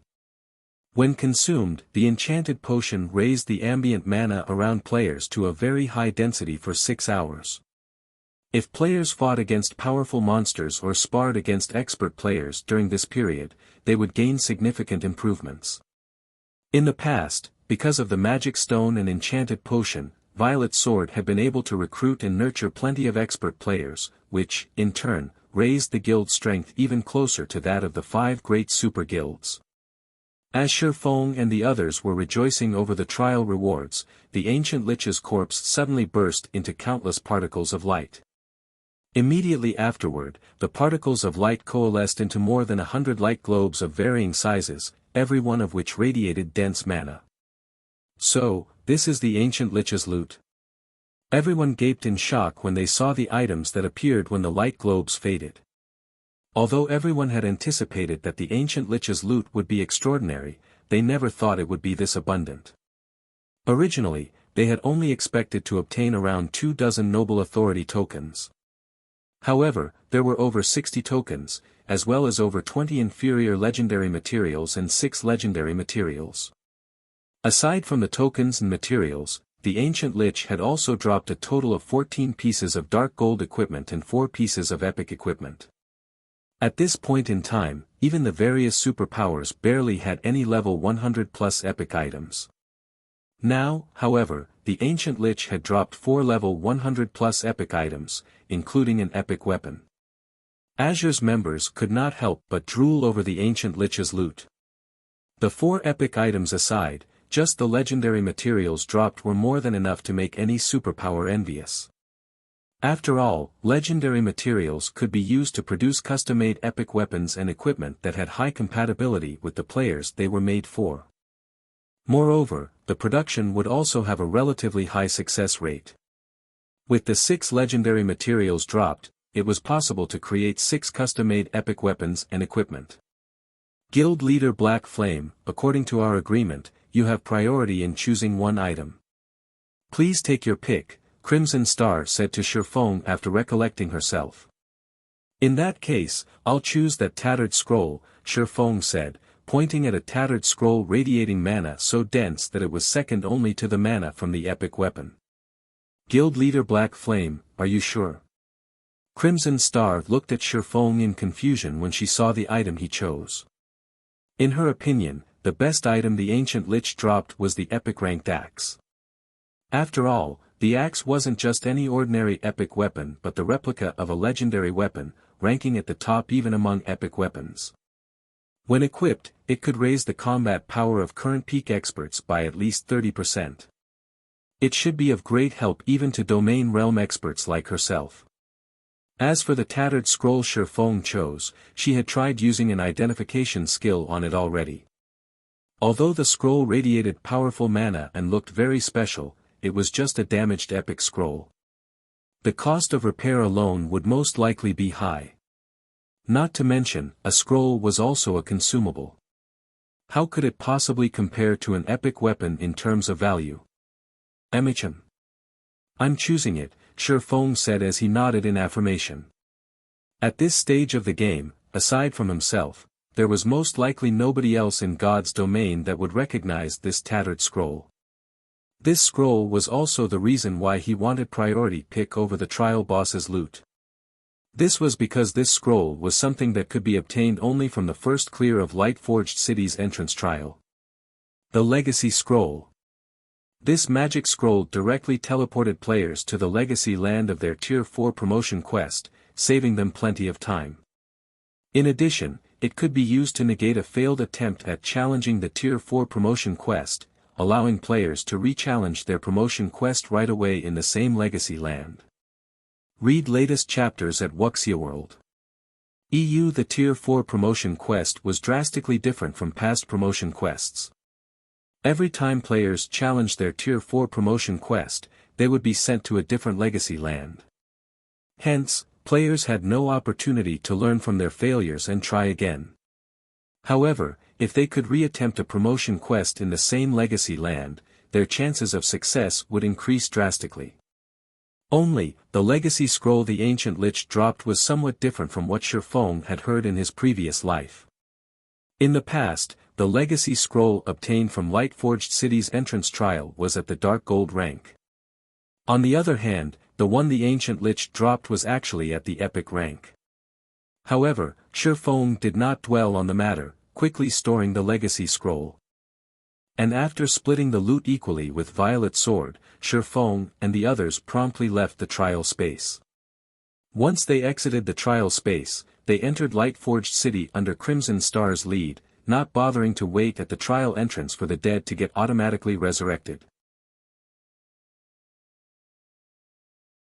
Chapter 2643, Astonishing Lightforged City Ancient Secret Land, Lightforged City. With a flash, Faux and the other survivors of his team arrived in the middle of a plaza. The plaza was gigantic, easily able to house 4 sports stadiums. Erected in its center were more than 107-meter-tall statues. Every one of these statues had a different appearance, some were armor-clad warriors, some, staff-wielding mages, and some, archers sporting bows. Despite their different appearances, these statues shared one similarity: a powerful aura. It felt as if these statues were alive. Upon seeing these statues, Faux and the others were stunned. This ancient city is truly amazing. Just the statues in this teleportation plaza would most likely be enough to drive the experts in the outside world crazy, Faux exclaimed as he studied the statues before him. The statues on the plaza might look ordinary, but in reality, they contained information on basic combat techniques catering to the class they represented. At this point in time, practically every player in God's domain already knew about the existence of combat techniques. However, the number of players that had the opportunity to learn a combat technique was still incredibly low. This was especially true for independent players. However, inside Lightforged City, information on basic combat techniques was on display as if it was worthless garbage. Players could freely learn the combat techniques displayed whenever they wanted and at no cost at all. Moreover, these combat techniques catered to specific classes. The wealth and generosity of Lightforged City were truly astonishing. At this stage of the game, even the members of the various major powers had to pay a certain price and make sufficient contributions in order to learn basic combat techniques, yet players could freely learn them in this plaza. Furthermore, the ambient mana inside Lightforged City was also incredibly dense. If players trained in Lightforged City's arenas, their improvement speed would definitely be several times higher than normal. The mana here is very special. If I can train here long-term, I might be able to further unlock my mana body, Violet Cloud said excitedly through the team chat. Indeed. Just standing here, I can already feel my control over mana strengthening. If I can take advantage of this experience, I might be able to further unlock my mana body as well, Aqua Rose said, nodding. Everyone else in the team had also noticed the special effects of Lightforged City's mana, their eyes glowing with excitement at this discovery.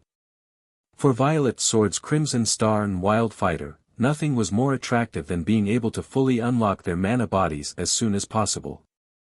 Or to put it in another way, expediting the unlocking of the mana body was something the various superpowers were constantly seeking to accomplish.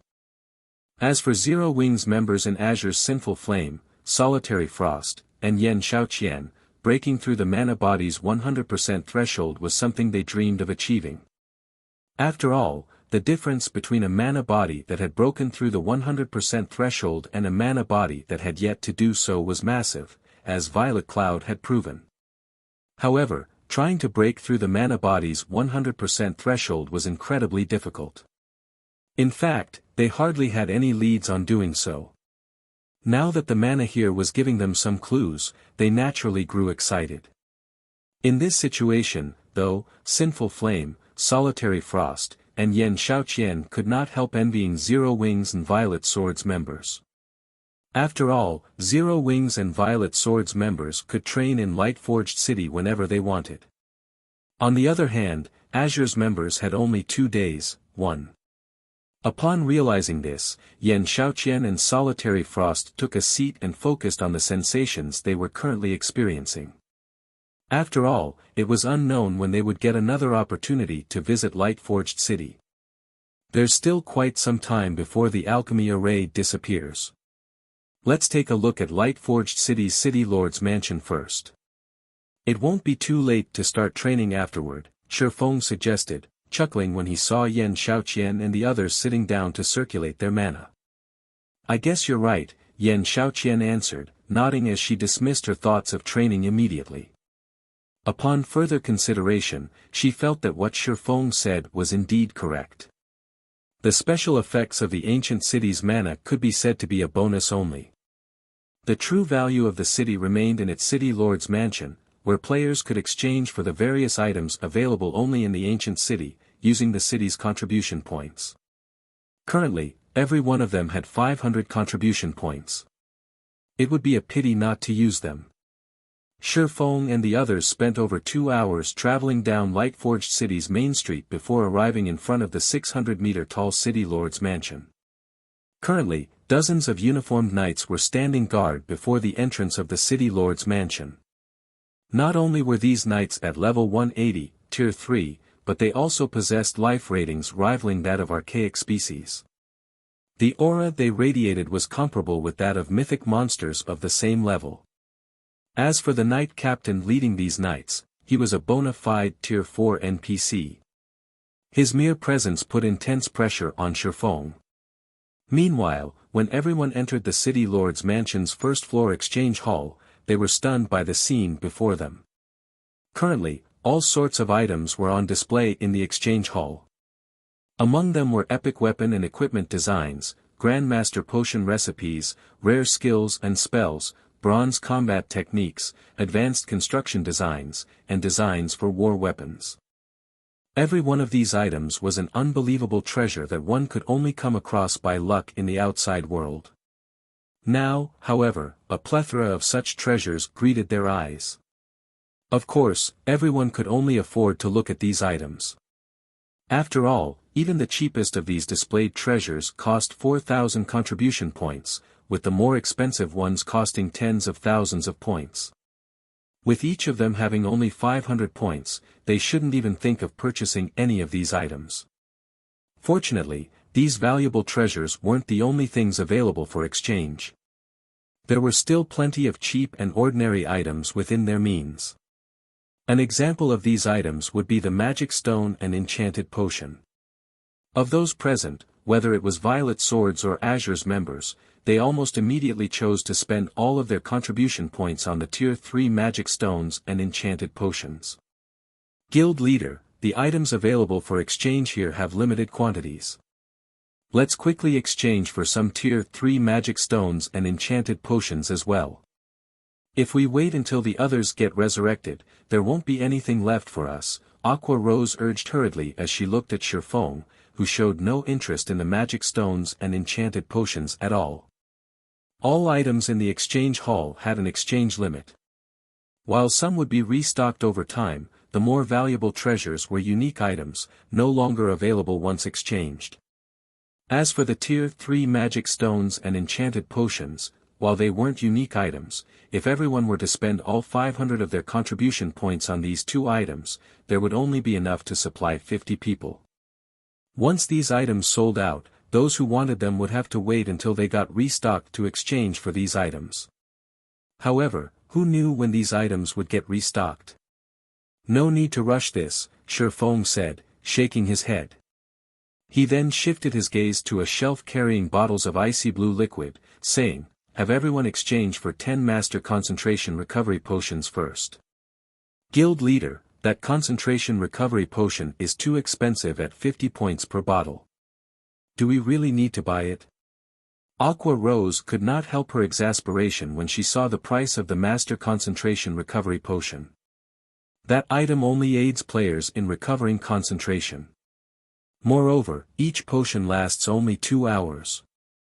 Although it is a rare potion in the outside world, spending our precious points on it is a little, concentration recovery potions were indeed incredibly rare but not particularly useful since players naturally recovered their concentration over time. If players rested inside a city, their recovery rate would be even quicker. Hence, items that helped in the recovery of concentration were not that expensive on the market. Spending 50 contribution points to exchange for just one master concentration recovery potion now was simply an extravagance. After all, the master enchanted potion cost only 10 contribution points, yet it lasted 6 hours. Relax. Just exchange all your points for the potion. I guarantee that the value you can get from these potions will greatly surpass your expectations. They're even more valuable than those tier 3 magic stones, Faux said, chuckling when he saw the anxious look on Aqua Rose's face. In his opinion, the master concentration recovery potion was very cheap. Moreover, they were allowed to purchase the potion only because they had the noble authority token. Otherwise, they wouldn't have the qualifications to do so. If these master concentration recovery potions were put up for sale during his previous life, just one potion would have sold for the price of one epic material. Even at such a price, rarely anybody would be willing to sell their potions. After saying so, Faux spent all his points on master concentration recovery potions without hesitation.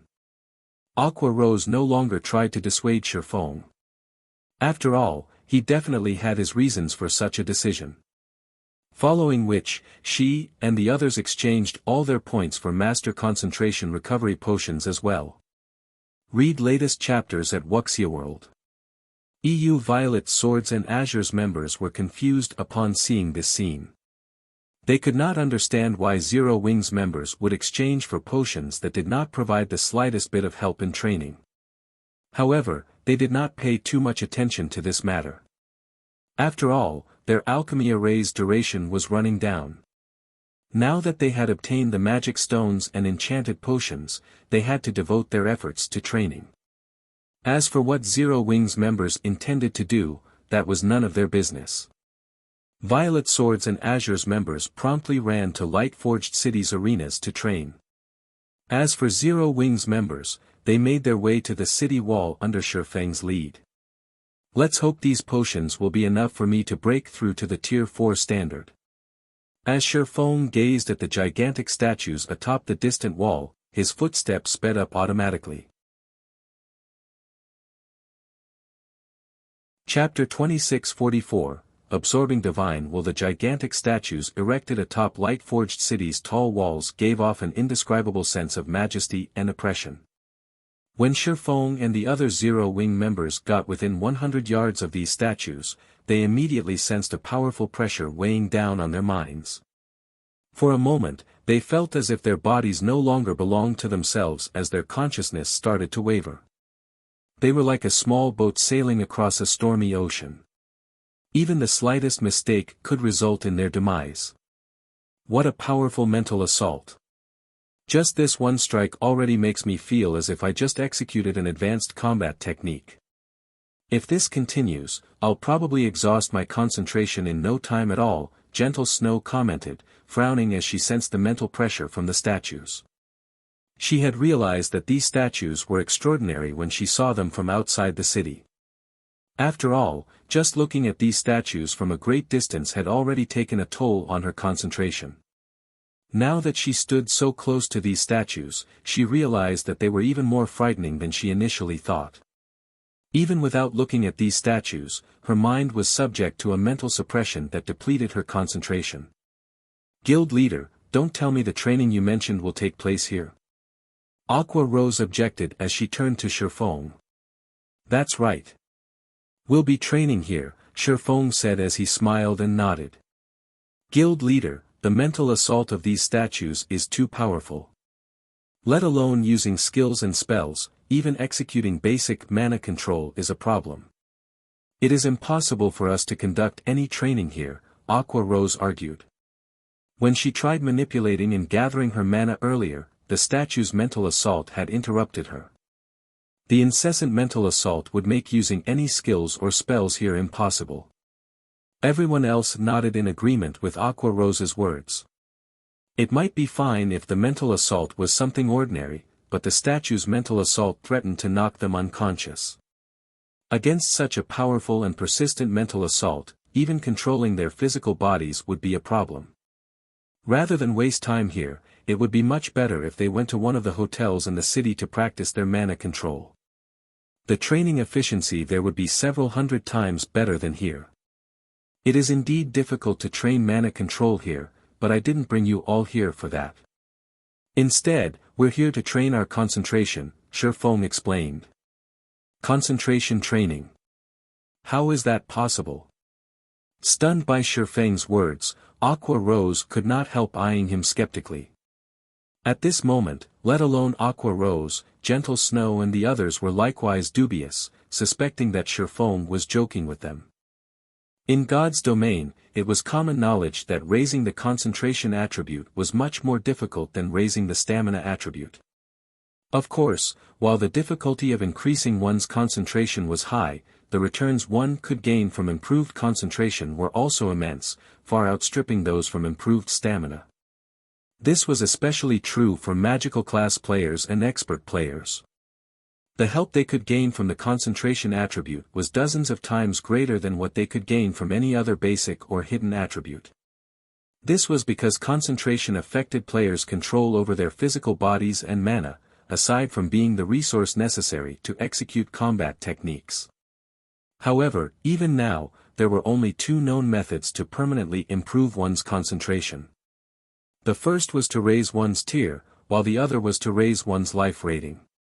Hence, any item that could provide a temporary boost to a player's concentration was incredibly valuable and sold for at least 10 times the price of similarly ranked items. The most inferior item that provided concentration would be at the dark gold rank. However, even at such a price, the various major powers would frantically contest for any of such items that appeared on the market. Now, however, Feng was telling them that it was possible to directly improve their concentration attribute. Their skepticism was only natural. Normally, raising the concentration attribute is indeed an incredibly difficult task. However, the statues here are extraordinary. The mental assault you're sensing is actually divine will. So long as you clash directly with this divine will, you'll be able to absorb a subtle amount of it, which, in turn, will improve your concentration slightly, Feng explained, chuckling. If I have to point out the most valuable features inside Lightforged City, then these statues will have to be one of them. However, the divine will of these statues can be considered a consumable. As players absorb it, the available volume will decrease. While these statues will recover their divine will over time, who knows how long it will take for them to recover. If we miss out on this opportunity, it's unlikely we'll come across another one like this in the future. So, that's why you had us spend all our contribution points on concentration recovery potions, Aqua Rose exclaimed in realization. If Violet Sword's people find out about this, they'll most likely send all their peak experts to train here, regardless of the cost. After all was said and done, although Zero Wing had signed a partnership contract with Violet Sword and now possessed 100 entry slots to the ancient secret land, Zero Wing did not have a base of operations inside Violet Light City. The resources Zero Wing could obtain from the ancient secret land definitely couldn't compare to what Violet Sword could get. Violet Sword would definitely be able to secure more contribution points in Lightforged City than Zero Wing could. If Violet Sword found out about the statue's secret, it would definitely send a large number of experts to absorb the divine will here, rapidly depleting it and leaving only scraps for Zero Wing's members. Alright, everyone, start focusing your mind to resist the mental assault. The closer you approach these statues, the stronger the mental assault becomes.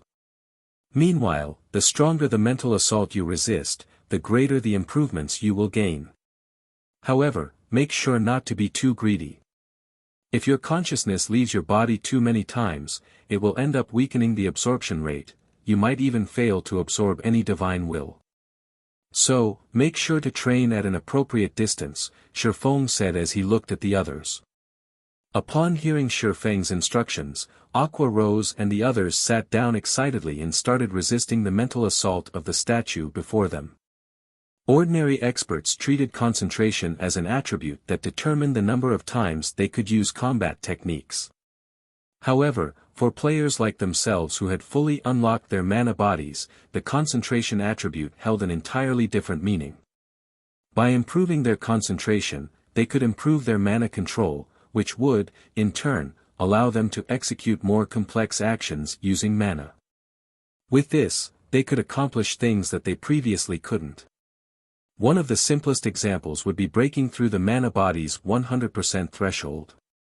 With their present concentration, their mana control was at their limit.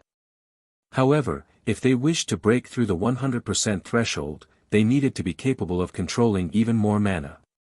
Now that an opportunity to break through the mana body's 100% threshold was right before them, they did not wish to waste even a second. However, after everyone attempted to resist the statue's mental assault, their original excited expressions disappeared, replaced by solemnity. Their complexions had similarly turned pale. The difference between enduring and resisting the mental assault is actually this large.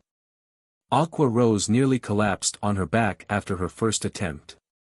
She had expended roughly 5% of her concentration after resisting just one mental assault. Her consciousness had even momentarily left her body, making her lose all control over herself.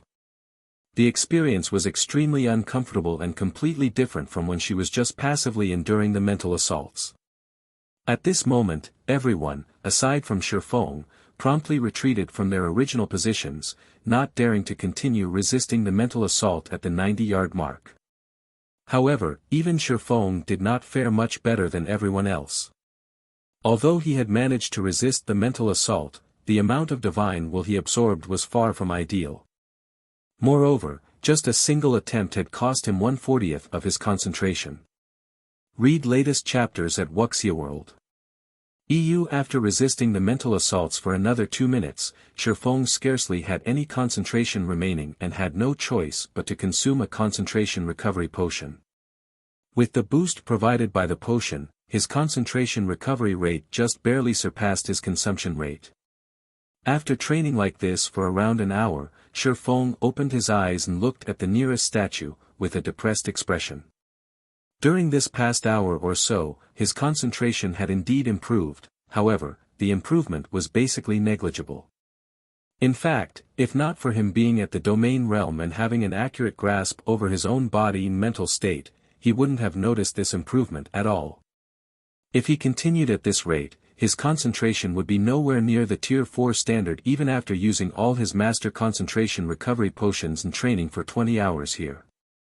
At this rate, my concentration won't reach the Tier 4 standard even after the various superpowers peak experts have already started challenging their Tier 4 promotion quest. Faux could not help a bitter smile at this situation. It's no wonder hardly any expert players would rely on divine will to improve their concentration standard. However, just as Faux was about to focus his mind to resist the next mental assault, Violet Cloud, who sat behind him, suddenly stood up and walked up to the 80-yard mark, then took a seat there. Chapter 2645, Advanced Bronze Combat Technique. Upon seeing Violet Cloud resisting a mental assault at the 80-yard mark, Aqua Rose and the others goggled in shock. After all, there were no changes to Violet Cloud's expression. It was obvious that the 80-yard mental assault posed no problem for her. In fact, she could probably move even closer to the statue. She actually managed to improve her mental condensation by so much already. At this moment, even Faux was astonished when he looked at Violet Cloud. If players wished to absorb divine will quickly, they could rely on mental condensation, aside from items that aided in concentration recovery. The more condensed one's mental state was when clashing with the mental assault of a divine will, the greater one's absorption rate of divine will would become. Only, there was no concrete technique to allow players to condense their mental state because a person's mental state was insubstantial. Players could only sense it and not touch it directly. The only thing players could do was focus their attention and resist distractions. At this moment it was obvious that Violet Cloud had gained improvements in mental condensation, which strengthened her mental state significantly. As a result, she could resist a stronger mental assault. Otherwise, there was no way she could withstand the 80-yard mental assault so easily. Faux had long known that Violet Cloud was very talented.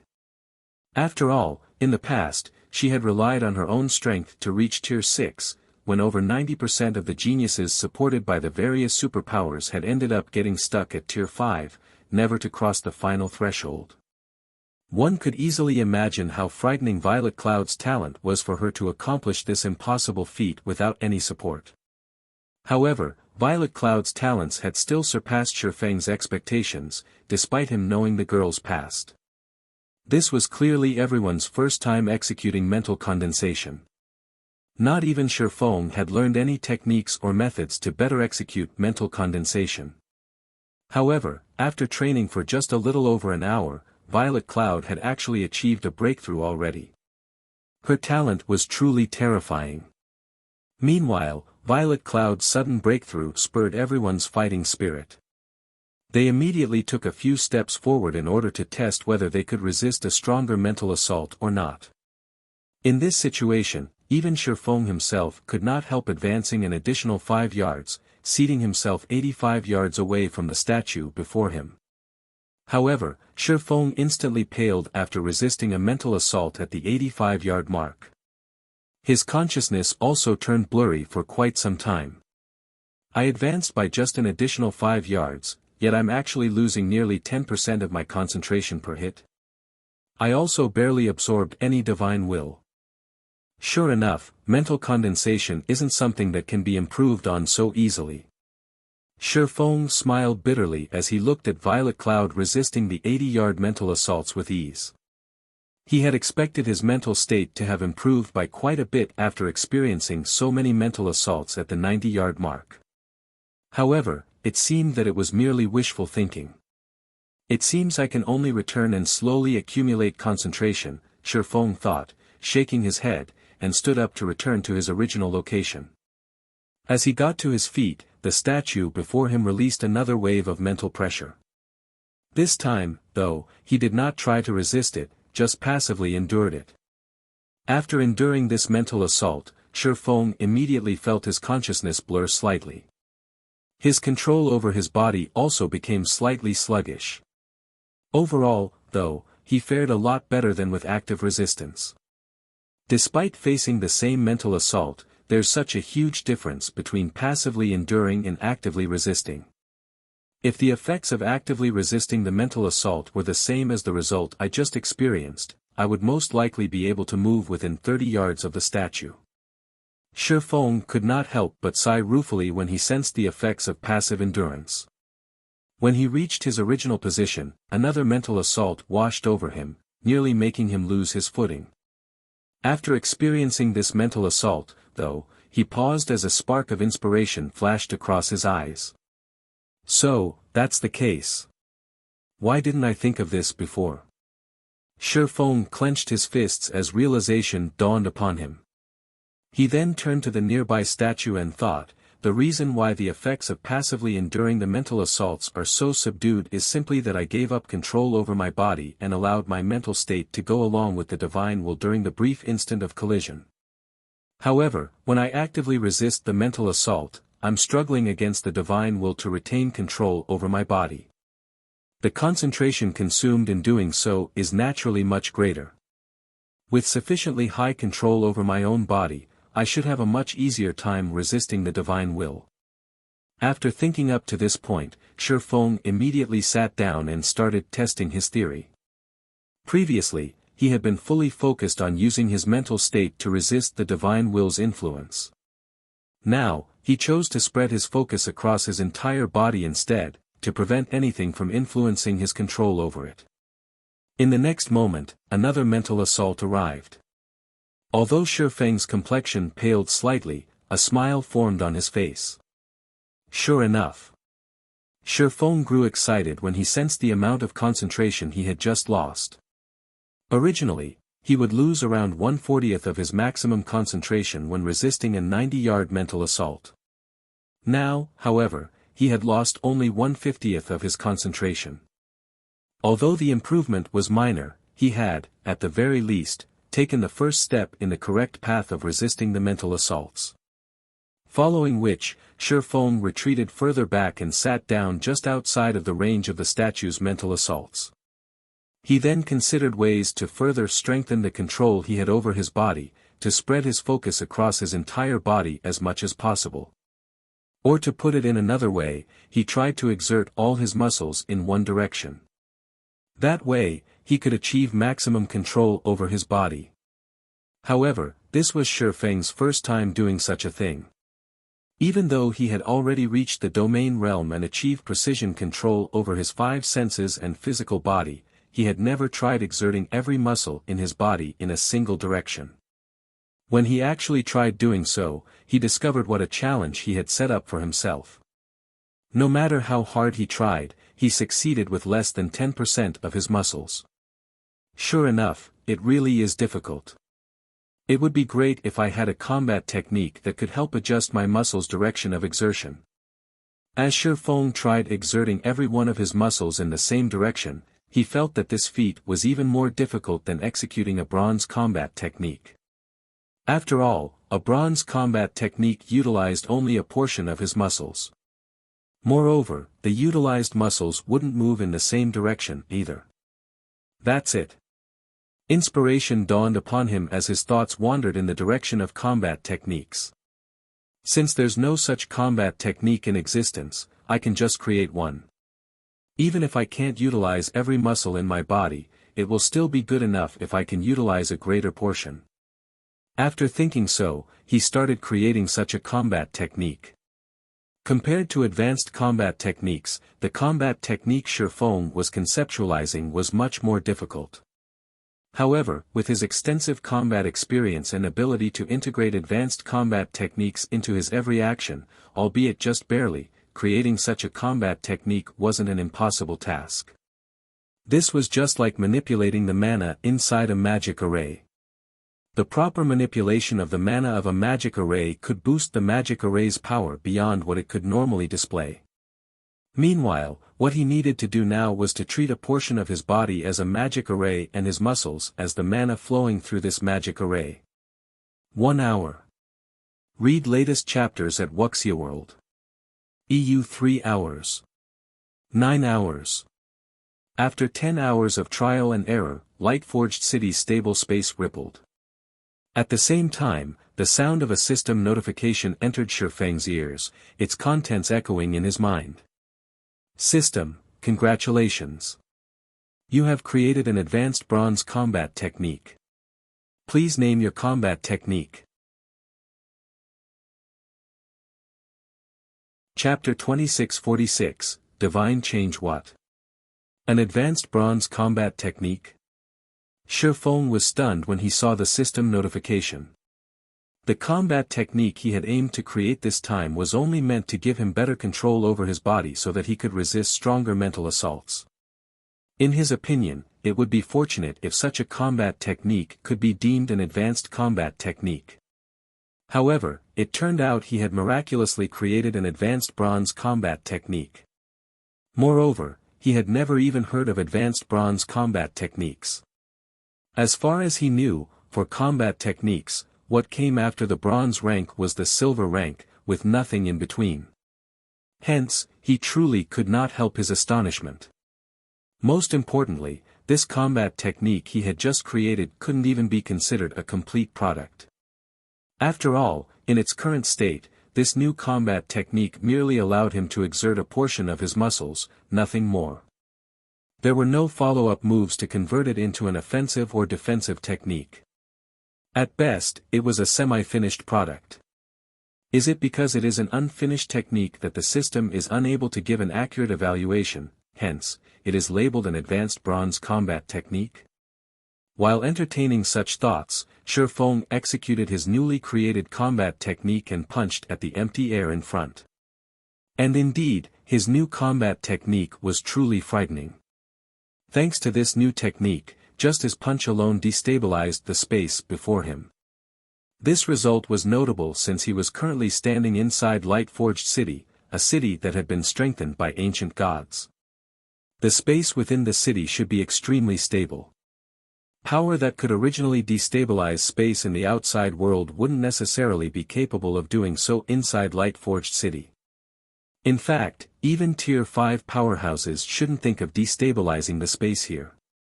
Nevertheless, the punch he just executed had made the space before him ripple slightly. As a Tier 3 player, he definitely shouldn't be capable of exhibiting such power even with a bronze combat technique. At the very least, the bronze combat technique Lightning Flash he had learned couldn't do so. It seems this combat technique that exerts my muscles in a single direction has considerable potential. It is clearly only a semi-finished product, and I can exert only 15% of my entire body's muscles, at most, yet I can already exhibit such power. If I can complete this technique and use it to exert all my muscles, its power would most likely rival gold combat techniques. When Faux saw the system's evaluation, he immediately realized the possibility of creating a powerful combat technique. Currently, plenty of combat techniques have been found in God's domain already. However, combat techniques at the bronze rank and above were still incredibly rare. Learning these combat techniques was also incredibly difficult, even if players had a legacy tablet. If he could create a silver or gold combat technique and freely distribute it to the guild's core members to learn, then the standard of Zero Wings experts would rise to a whole new level. As Faux was lost in his thoughts, the system sent him another notification. System, please name your combat technique. If you do not name it, the system will automatically generate a name for it after 10 minutes. A name? After giving the matter some thought, Faux said, since I created this combat technique for the purpose of training using Divine Will, let's call it Divine Change. After he named his new technique, he shifted his gaze toward the nearby statue. Currently, Violet Cloud had already advanced to the 60-yard mark. The others had similarly made significant improvements. For example, Aqua Rose, Alluring Summer, and Iluafe were now at the 75-yard mark. As for melee players like Fire Dance, Gentle Snow, and Yen Tianxing, although they fared slightly worse, they had reached the 80-yard mark. Their performance was much better than Feng's. Meanwhile, after Feng observed everyone for a while, Violet Cloud actually stood up from her spot and moved to the 50-yard mark. Her mental condensation's improvement speed was simply inhuman. It seems I have to give my new technique a try. Although it is only a semi-finished product, it should still improve my results by a large margin. Feng could not help a bitter smile when he saw Violet Cloud sit by the 50-yard mark. As the guild leader of Zero Wing, he didn't need to be the best at everything, but he definitely couldn't be the worst. Otherwise, it would simply be humiliating. Following which, Feng moved past the 100-yard mark and slowly walked toward the statue. Meanwhile, the Zero Wing members seated before the statue noticed his arrival and could not help shifting their attention to him. The guild leader is finally prepared to raise his concentration. The sight of Feng entering the range of the Divine Will's mental assaults piqued Aqua Rose's curiosity. Previously, Feng had moved beyond the 100-yard mark and sat quietly in a corner. This situation had confused her and everyone else. They simply could not understand what he was doing. Although they had obtained citizenship in Lightforged City and gained the qualifications to stay for however long they wanted in the city, the duration of the alchemy array they had to use prevented them from staying inside the ancient secret land for long periods. Hence, every second and minute spent inside Lightforged City was incredibly precious. However, Feng had actually wasted 10 whole hours doing nothing. I really can't figure out why the guild leader sat there for so long. He even wasted nearly an hour of the precious concentration recovery potion, Kola muttered as he gazed at Feng in confusion. Originally, their time in Lightforged City was already limited. Now that 10 hours had gone by, they had less than 2 days left. In addition, they had to take a small break once every 2 hours to relax their tense minds. To put it simply, they were pressed for time. Had Feng spent the past 10 hours improving his concentration standard with them, he would have most likely reached the 70 or 80-yard mark already. With the improvement speed at these locations several times better than that at the 90-yard mark, his concentration might even get upgraded to the Tier 4 standard by the time he ran out of Master Concentration Recovery Potions. While everyone was mulling over Shifeng's actions, Shifeng arrived at the 85-yard mark. However, he showed no intention of sitting down to train. Instead, he simply stood there quietly as he actively resisted the approaching mental assault. Ping! Upon coming into contact with Shifeng, the mental assault actually shattered. It shattered? How is this possible? Aqua Rose was stunned when she sensed the mental assault approaching Shifeng shatter. She turned to stare at Shifeng. Although they had their eyes shut previously in order to focus their minds while training, they could still clearly sense the mental assault with their minds. When the mental assault came into contact with Shifeng, it seemed to crash into an immovable wall and shatter. The ensuing ripple from the mental assault shattering was like a flame in darkness. It was difficult not to notice it. Guild leader, what did you do? You can actually shatter that mental assault? Kola asked, unable to suppress his curiosity. The mental assault was intangible. Just trying to actively resist it was already a difficult task. As for shattering the mental assault, that was something none of them had ever considered doing. At this moment, everyone was staring at Shifeng in confusion. I didn't do anything special. I just tried retaliating against the mental assault. I never thought that it would shatter, Shifeng said, similarly puzzled by this situation. Read latest chapters at Wuxia World. He had merely tried using divine change against the mental assault to test the technique's effects. He never imagined such a result. In the end, the mental assault did not affect him adversely in any way and simply disappeared like a passing breeze. Shifeng's answer and the calm look on his face rendered Aqua Rose speechless. This explanation was simply too abbreviated. What did he mean by, just retaliating? Meanwhile, after Shifeng gave his explanation, he promptly stepped closer to the statue, his heart brimming with curiosity about how much progress he could make using divine change. Chapter 2647, Statue's Forbidden Zone. With each step Shifeng took toward the majestic statue before him, the mental assault coming from it intensified. However, he kept advancing without being affected in the slightest, as if the mental assault was non-existent. 80 yards. 70 yards. 60 yards. After just a short moment, Shifeng arrived at the 50-yard mark and stood beside Violet Cloud. At this moment, though, his expression turned slightly serious.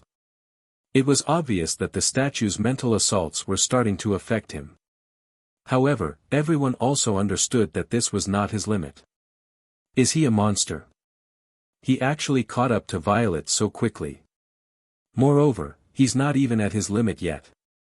Luofei, who was seated nearby, stared at Shifeng in shock. Just what did he do during this period to improve so much? Players that had never attempted mental condensation before might not know how much improvement Shifeng just displayed.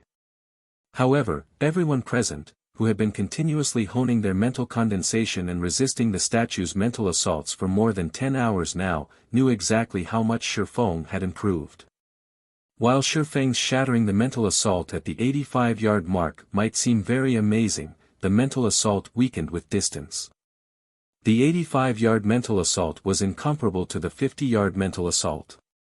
In fact, Luofei had doubted that Shifeng could even resist the 50-yard mental assault. As for Violet Cloud, her talent was clear for all to see. Violet Cloud's talent was so great that Luofei found it to be mind-boggling. Hence, when she saw Shifeng's mental condensation standard and improvement speed losing out to Violet Cloud's, she did not find it surprising at all. Moreover, Violet Cloud was a magical class player, which gave her an advantage over melee players when it came to mental condensation. This point was clear from everyone's training results during this period. Therefore, it was very normal for Shifeng to be inferior to Violet Cloud. Now, however, Shifeng had actually surpassed Violet Cloud, shattering even the 50-yard mental assault. This situation was truly surprising. After all, Faux had been training his mental condensation outside the 100-yard mark. Trying to improve one's mental condensation at that distance was much more difficult. This was something they had tested for themselves during their break periods. However, even under such a situation, Faux had still managed to surpass Violet Cloud. The amount of talent he possessed was simply ludicrous. While Yi Luofei was in a daze, Faux had arrived at the 30-yard mark. And upon retaliating against the mental assault here, he stumbled back one step, his complexion immediately turning pale. It seems it's going to be difficult to get any closer than this. The power of the mental assault here is already several times that of the 50-yard mental assault. It's no wonder so many people couldn't reach and cross the 30-yard mark in the past.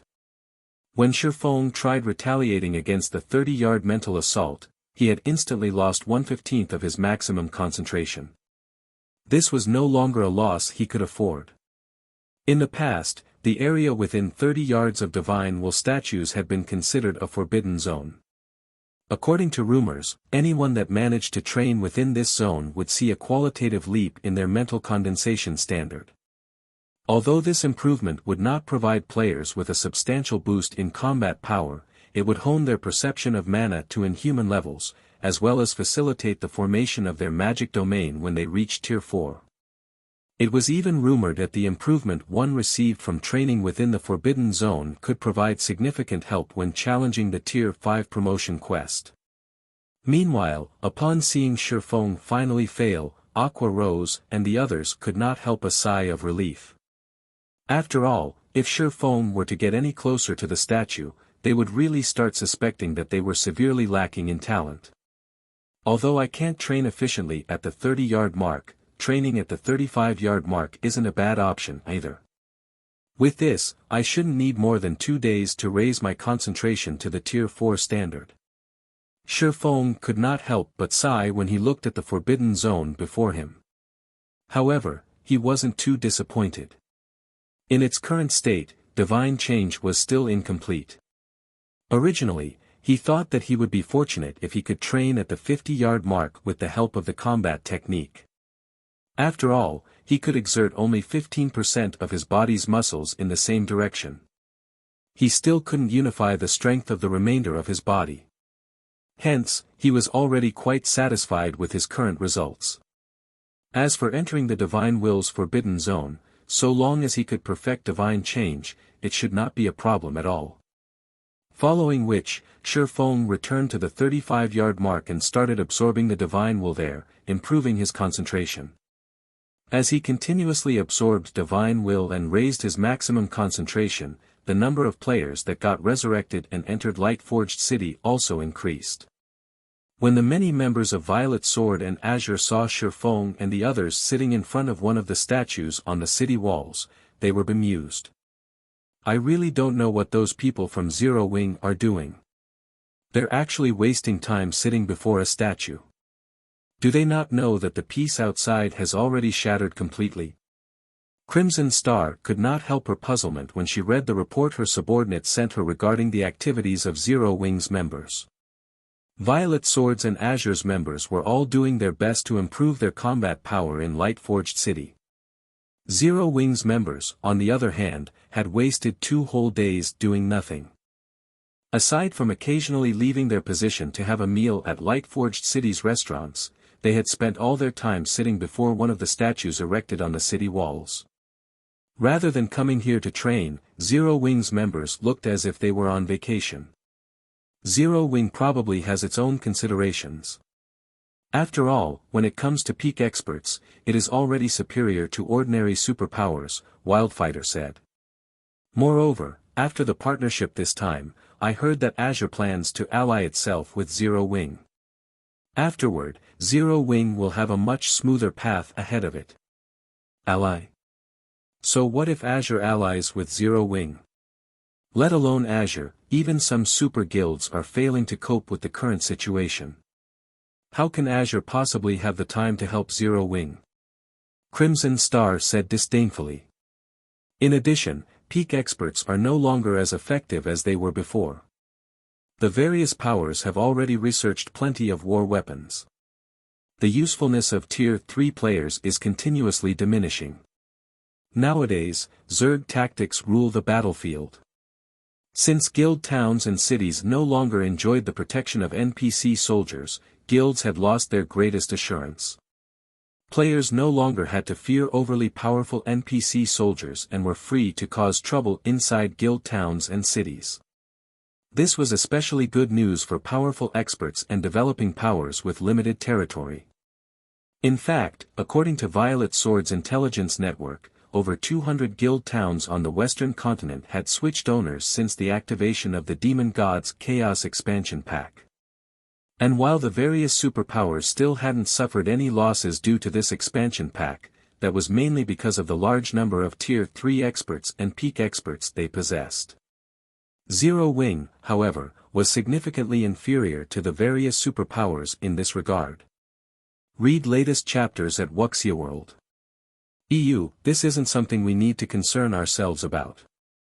Instructor Tori has just sent news that some of the secretly developing superpowers have started stirring recently, so once we complete our training here, he wants us to station our trump card legion in the 2 guild cities closest to level 100 maps as insurance, Wildfighter said. I understand. Once our time here is up, I'll bring the men over, Crimson Star replied, nodding. Meanwhile, as Crimson Star and Wildfighter were conversing, Faux, who was sitting quietly before one of the city wall's statues, suddenly opened his eyes. At the same time, an invisible ripple spread out from his body, weakening the Divine Will's mental assault considerably. Success. Chapter 2648, Tier 4 Concentration. When the strange ripple appeared from Faux's body, Aqua Rose and the others present promptly noticed it. At the same time, they felt a mental pressure from Faux that they had never felt before. Although this mental pressure was far weaker than what the Divine Will statues radiated, it was inherently the same. Guild leader, did you break through? Aqua Rose could not help asking as she looked at Faux. Although she understood that Faux had achieved a breakthrough, she still wanted confirmation. The difficulty of raising concentration was far greater than she had expected. Even now, she could sense that she was still far from a breakthrough. Even Violet Cloud, whose mental condensation standard was second only to Faux's, had a long way to go, 30% or so to reach the Tier 4 standard and its concomitant qualitative transformation.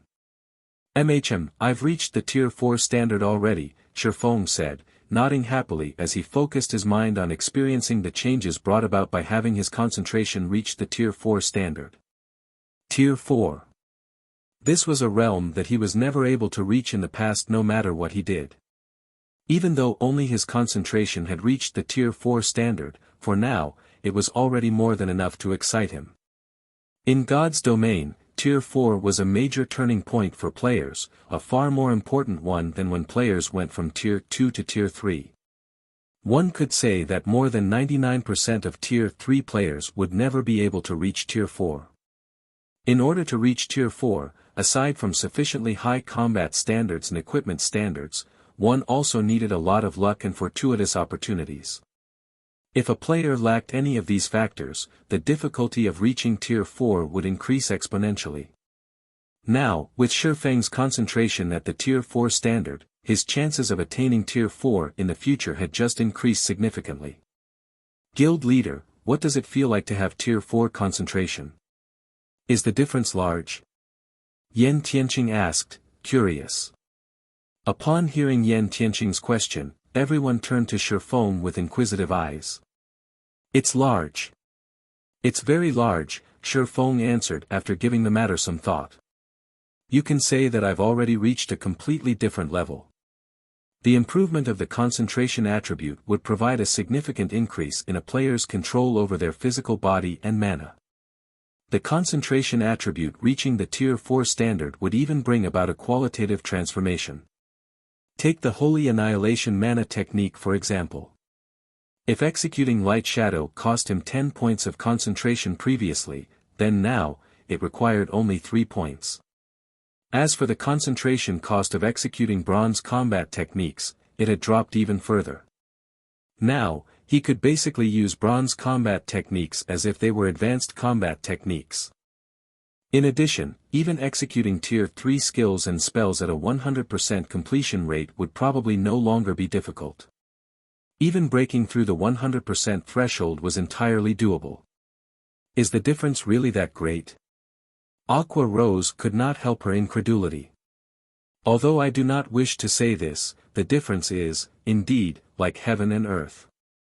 Right now, in a situation where I have the same basic attributes, I'm certain my current self can defeat my previous self in less than 10 moves, Faux replied, chuckling when he saw the skeptical look Aqua Rose was giving him. Only after his concentration reached the Tier 4 standard did he truly understand how big the gap between Tier 3 and Tier 4 was. It was no wonder the Tier 4 experts in the past could trounce a group of Tier 3 peak experts, with some Tier 4 experts even able to capture a guild town single-handedly. The reason for this wasn't the powerful basic attributes Tier 4 players had but their control over their physical body and mana, which had reached a whole new realm. Even with the same physical body, Faux had now doubled his combat power, at the very least. Moreover, the cost of exertion had been drastically reduced. Now, even Zerg tactics were useless against him. In his current state, he could truly destroy an army of players all by himself. The improvement is that much? Luofei was astonished by Feng's example. Before, their guild leader could already be considered invincible among Tier 3 existences. After all, he had overwhelmed the ancient secret lands Tier 4 region chiefs. Now, however, he was claiming that his Tier 4 concentration would let him defeat his previous self in less than 10 moves. At this point, she no longer dared imagine how powerful he currently was. Even actual Tier 4 players might not be a match for him. Alright, we don't have much time left. Hurry up and continue absorbing the divine will. It'll be quite some time before you can enter here again, Feng said, chuckling as he looked at everyone's yearning expressions. The alchemy array they used lasted only 7 days and had a 10-day cooldown.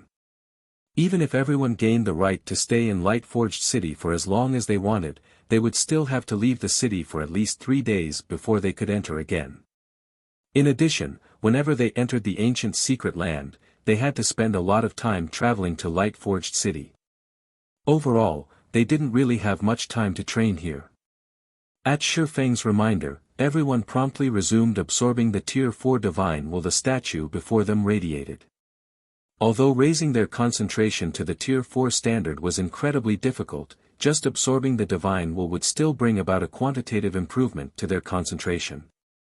Hence, they naturally couldn't waste the remaining time they had left in Lightforged City. Right, Violet, how close are you to achieving a breakthrough? Feng asked as he turned to Violet Cloud, who was preparing to resume her training. Just a while ago, Violet Cloud had advanced to the 40-yard mark and was very close to reaching his training spot already. Hence, her absorption rate of divine will was just slightly slower than his. I feel that I need to raise my concentration by another 20% or so before I hit the Tier 3 limit, Violet Cloud replied after sensing the current state of her concentration. Only 20%? That quick? Her answer stunned Feng. She was clearly still around 30% away from reaching the Tier 3 limit just now. He never thought that she could progress so rapidly. Taking out the 2 master concentration recovery potions he had left, he said, I still have 2 unused potions, take them. You're giving them to me. But what about everyone else? Violet Cloud automatically hesitated when she saw the 2 potions in Feng's hand. The master concentration recovery potion was incredibly valuable. If she had to do quests and slowly accumulate the required contribution points to exchange for them, it would take ages before she would have enough points for 1 potion. If Feng gave both of his remaining potions to her now, it would be unfair to everyone else. Read latest chapters at Wuxia World. Take them. You're the closest to achieving a breakthrough now. If your concentration can reach the Tier 4 standard, it'll be a great help to the guild. Aqua and the others will be happy to see that as well, Faux assured her. Giving the potions to someone else might be fine if Violet Cloud's concentration was still a long way from reaching the Tier 4 standard. However, since she was only 20% short of reaching the Tier 3 limit and her Divine Will absorption rate was only slightly inferior to his own, the 2 additional Master Concentration Recovery Potions might help her cross the threshold. Knowing this, he would naturally give both bottles to her. After all, so long as Violet Cloud's concentration reached the Tier 4 standard, Zero Wing would gain another true powerhouse. Guild leader, I definitely won't disappoint you and everyone else. I'll make sure my concentration reaches the Tier 4 standard by the time we leave Lightforged City. Violet Cloud said with determination as she accepted the 2 potions. She then returned to her training spot and focused fully on resisting the approaching mental assaults. As for Faux, he made his way to a quiet corner and shifted his attention to his bag space. Now that my concentration has reached the Tier 4 standard, it should be enough to accept this legacy. Feng's eyes shone with anticipation as he looked at the gigantic memory crystal sitting in his bag space.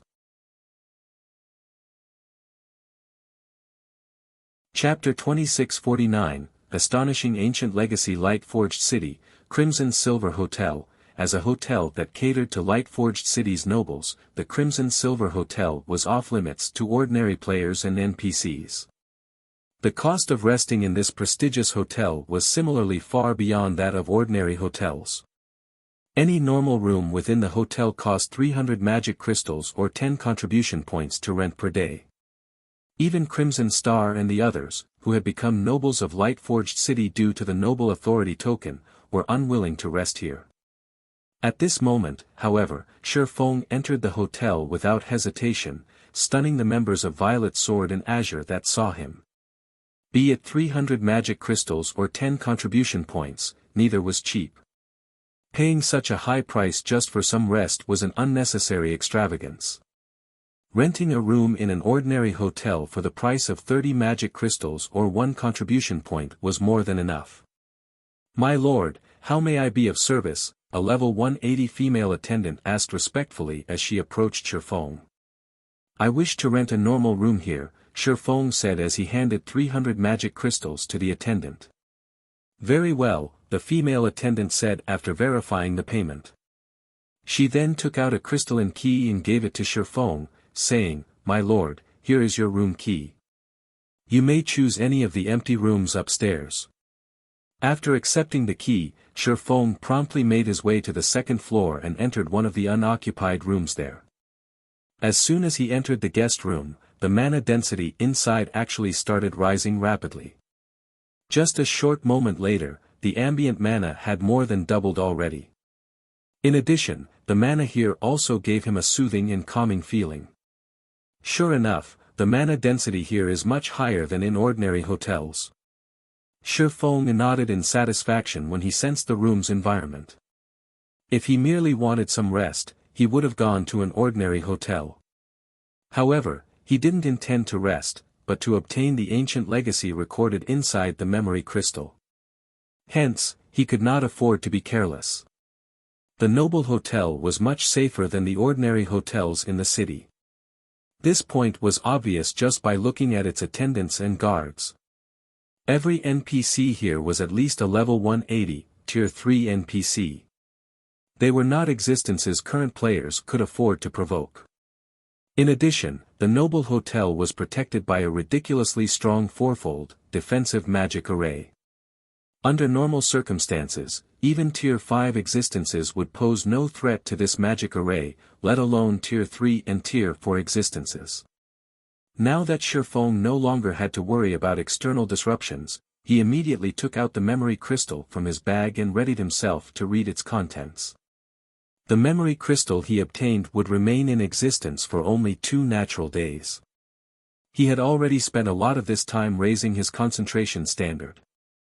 Now, he had less than 3 hours left to read it. Now that my concentration has reached the Tier 4 standard, I should be able to read it, right?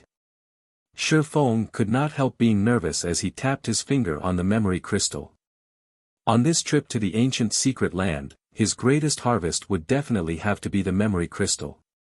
In fact, everything else he obtained from this trip couldn't even come close to half the value of this memory crystal. If he still couldn't read the information contained in it, then he really would die from heartache. In the next moment, the sound of a system notification entered his ears. System, warning. You have discovered a large memory crystal. According to your current concentration, if you read the recorded information completely, there is a very small chance you will enter a deep coma. Do you still wish to read the information? There's still a risk. Faux was stunned when he saw the system notification. Just what is in this thing? Although the Tier 4 standard was not the apex of God's domain, it was definitely above average. Even a king had to take Tier 4 existences seriously. Now, however, despite his concentration having reached the Tier 4 standard already, reading the recorded information still involved a bit of risk. This was simply unbelievable. Although there is a risk, I want to see what is recorded in this thing. Gritting his teeth, Faux chose to read the information in the memory crystal.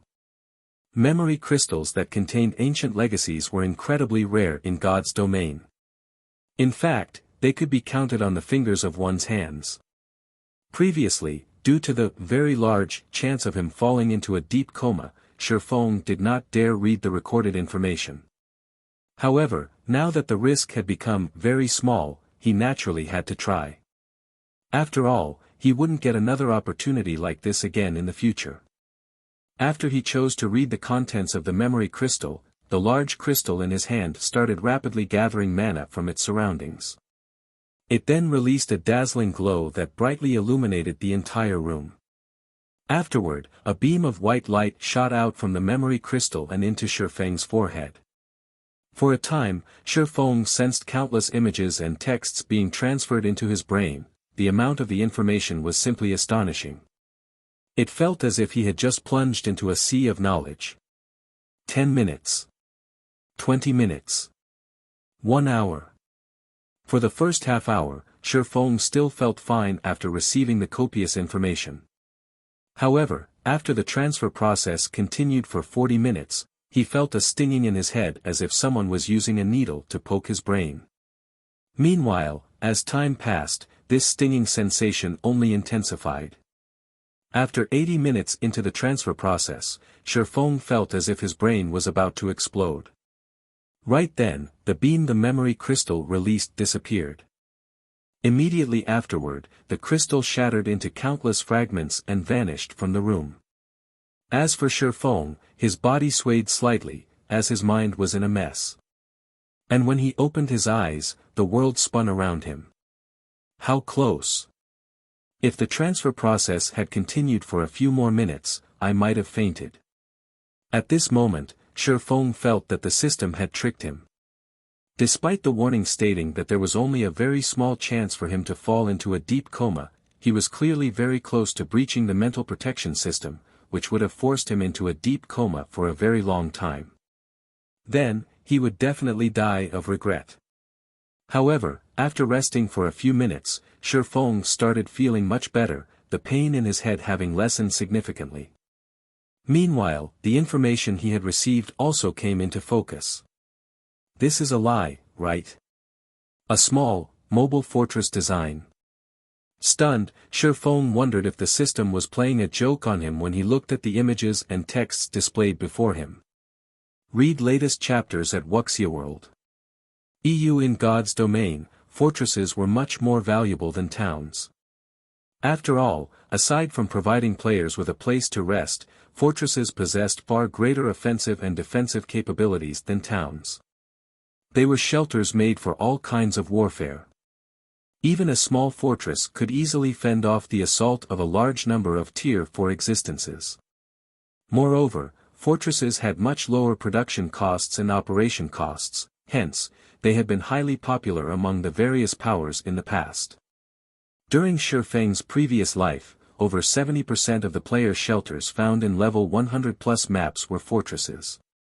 However, the design currently displayed before him was a cut above even ordinary fortresses.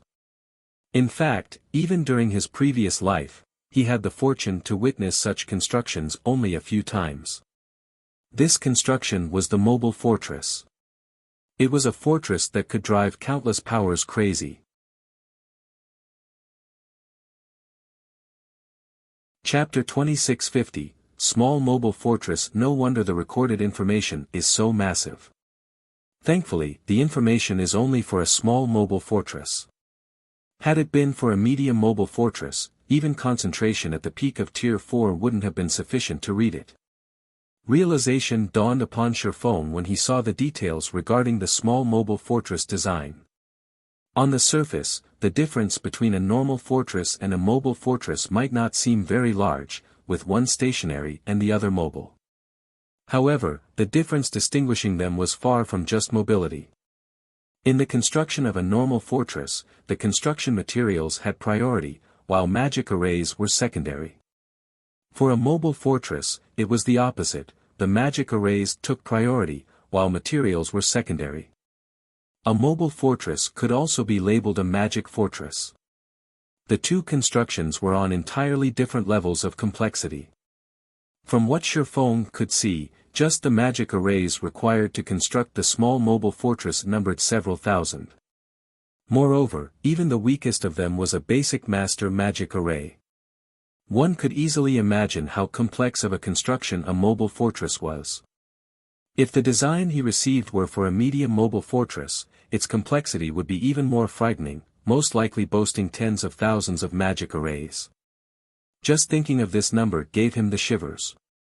However, when Faux took a closer look at the details of the small mobile fortress design, he did not know whether he should cry or laugh. A mobile fortress was something countless powers had yearned to obtain in his previous life. In fact, the superpowers had even been willing to exchange a main city for a mobile fortress. This was despite the exceptionally high difficulty of upgrading a guild city into a main city. A lot of time and effort were needed to obtain a main city. However, even when offered a main city, there had never been any power that was willing to part with their mobile fortress. After all, a mobile fortress was an aerial base. Even though a small mobile fortress's size wasn't comparable to that of a basic town, in a situation where flying mounts were incredibly rare and very few guild cities could get established in level 100 plus maps, a mobile fortress was worth far more than 3 main cities. In the past, any power that possessed a mobile fortress had been a target of partnership for the various superpowers. Countless independent peak experts and top adventurer teams would also do whatever they could to gain the qualifications to enter a mobile fortress. Some first-rate guilds that were fortunate enough to obtain a mobile fortress had even instantly become pseudo-superpowers as a result. Moreover, none of the superpowers wished to offend them. Now, although Faux did not obtain an actual mobile fortress, he had the design to make one. Moreover, as an intermediate master magician, he could build a mobile fortress now and instantly stabilize Zero Wing's position in God's domain. This was definitely a matter worth celebrating. However, after studying the design, Faux also discovered a headache. While he indeed possessed the mobile fortress design as well as the necessary skills to construct it, the mobile fortress's material cost was stratospheric. Setting aside the various materials necessary for the several thousand magic arrays, just the materials for the basic structure of the mobile fortress were already more than enough to make any superpower in the current God's domain faint. 8 million magic crystals. 30,000 mana stones. 2 million pieces of mana ore. Although these were all generally available on the market, the amounts required were not something ordinary superpowers could afford. Not to mention, the construction of the small mobile fortress also needed various other valuable materials such as magic metal. By Faux's rough estimates, completing the small mobile fortress would cost a minimum of 50 million gold. Let alone ordinary superpowers, even veteran super guilds would need a long time to collect such an enormous sum of money. Ordinary superpowers would be fortunate to have a liquid fund of 3 or 4 million gold. Even 10 ordinary superpowers combined wouldn't be able to fork out 50 million gold unless they sold off their assets. However, doing so would be akin to putting the cart before the horse. Before they could even finish constructing the mobile fortress, they would have caused the collapse of their guilds already. Most importantly, coins weren't the main problem. After all, coins were the most basic form of currency in God's domain. However, it was a different story for magic crystals, mana stones, and mana organ. Aside from being hard currency, they were also essential items for players to get by. Whether it was now or in the future, this fact would remain true. Hence, the difficulty of obtaining all these materials was much greater than the difficulty of accumulating 50 million gold. Since the minimum material cost alone is already 50 million gold, it's no wonder no powers were willing to sell their mobile fortresses and would even refuse to accept main city-ranked guild cities. If it were up to me, I definitely wouldn't make such an exchange either. Faux could not help a bitter smile when he saw the list of required materials. The value of a main city-ranked guild city indeed surpassed 50 million gold. However, 50 million gold was only the material cost of a small mobile fortress. Moreover, this was under ideal market conditions. Magic crystals, mana stones, and mana ore were in low supply and high demand in God's domain. Just collecting the necessary amount to construct a small mobile fortress would most definitely cause a shortage, which would, in turn, raise their prices. In the end, the material cost would definitely far exceed 50 million gold. In fact, 100 million gold might not even be enough to pay for all the necessary materials. After factoring in the time and labor costs, one would make a loss if they sold their mobile fortress for less than 200 million gold. With Zero Wing's current strength, obtaining the required magic crystals and mana stones shouldn't be a problem. It'll just take some time. However, gathering 2 million pieces of mana ore is a problem.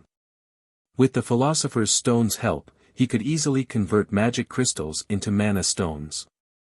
Overall, he needed just 9.5 million magic crystals, which shouldn't be a big problem for the current Zero Wing, as the guild was earning a large amount of magic crystals through the Starlight Fortress, Stone Forest City, and the Dark World's teleportation gate. However, it was a different story for mana organ.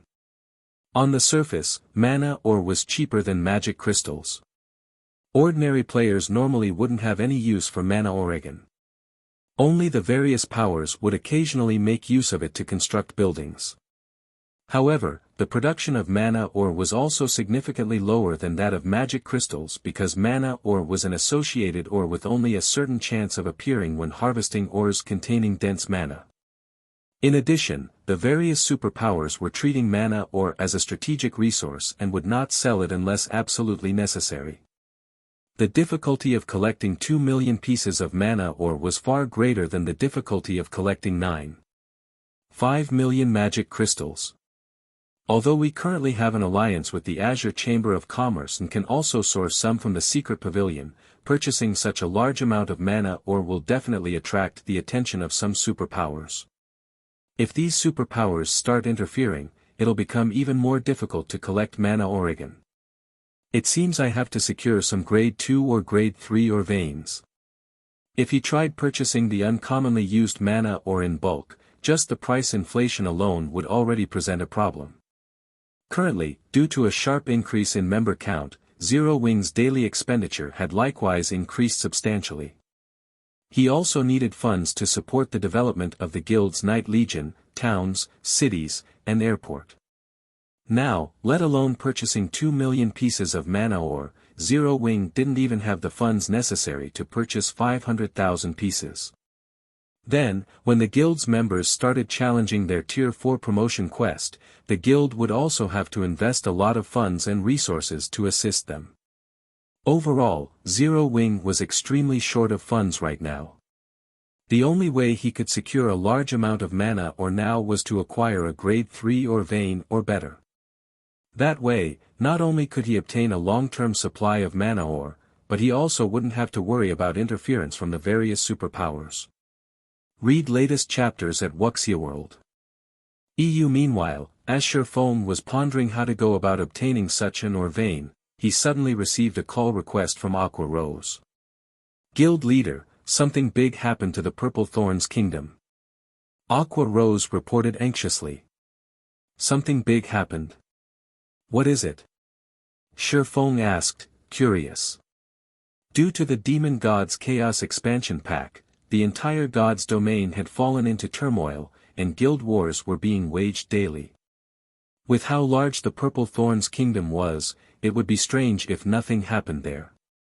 The Purple Thorns Kingdom is no more. Chapter 2651, Kingdom perishes, the Purple Thorns Kingdom is no more. How did it disappear? Faux was momentarily stunned when he heard Aqua Rose's report. Although there were over 100 kingdoms in God's domain, the strength these kingdoms possessed was no trivial matter. In the case of the Purple Thorns Kingdom, it was average among the various kingdoms in existence. Although it was smaller than Starmoon Kingdom, its national power was only slightly weaker than that of Starmoon Kingdom. Hence, Faux found it hard to imagine that there would be anything capable of destroying a kingdom like the Purple Thorns Kingdom. In the past, kingdoms had started rising and perishing only when quite a number of players had already reached Tier 4 and were preparing to challenge their Tier 5 promotion quest. In the current God's domain, however, let alone preparing to challenge the Tier 5 promotion quest, there wasn't even a single Tier 4 player in existence. It was utterly impossible for players to destroy an entire kingdom. If not for Faux knowing that Aqua Rose would not joke about such an important matter, he really would think that she was kidding him.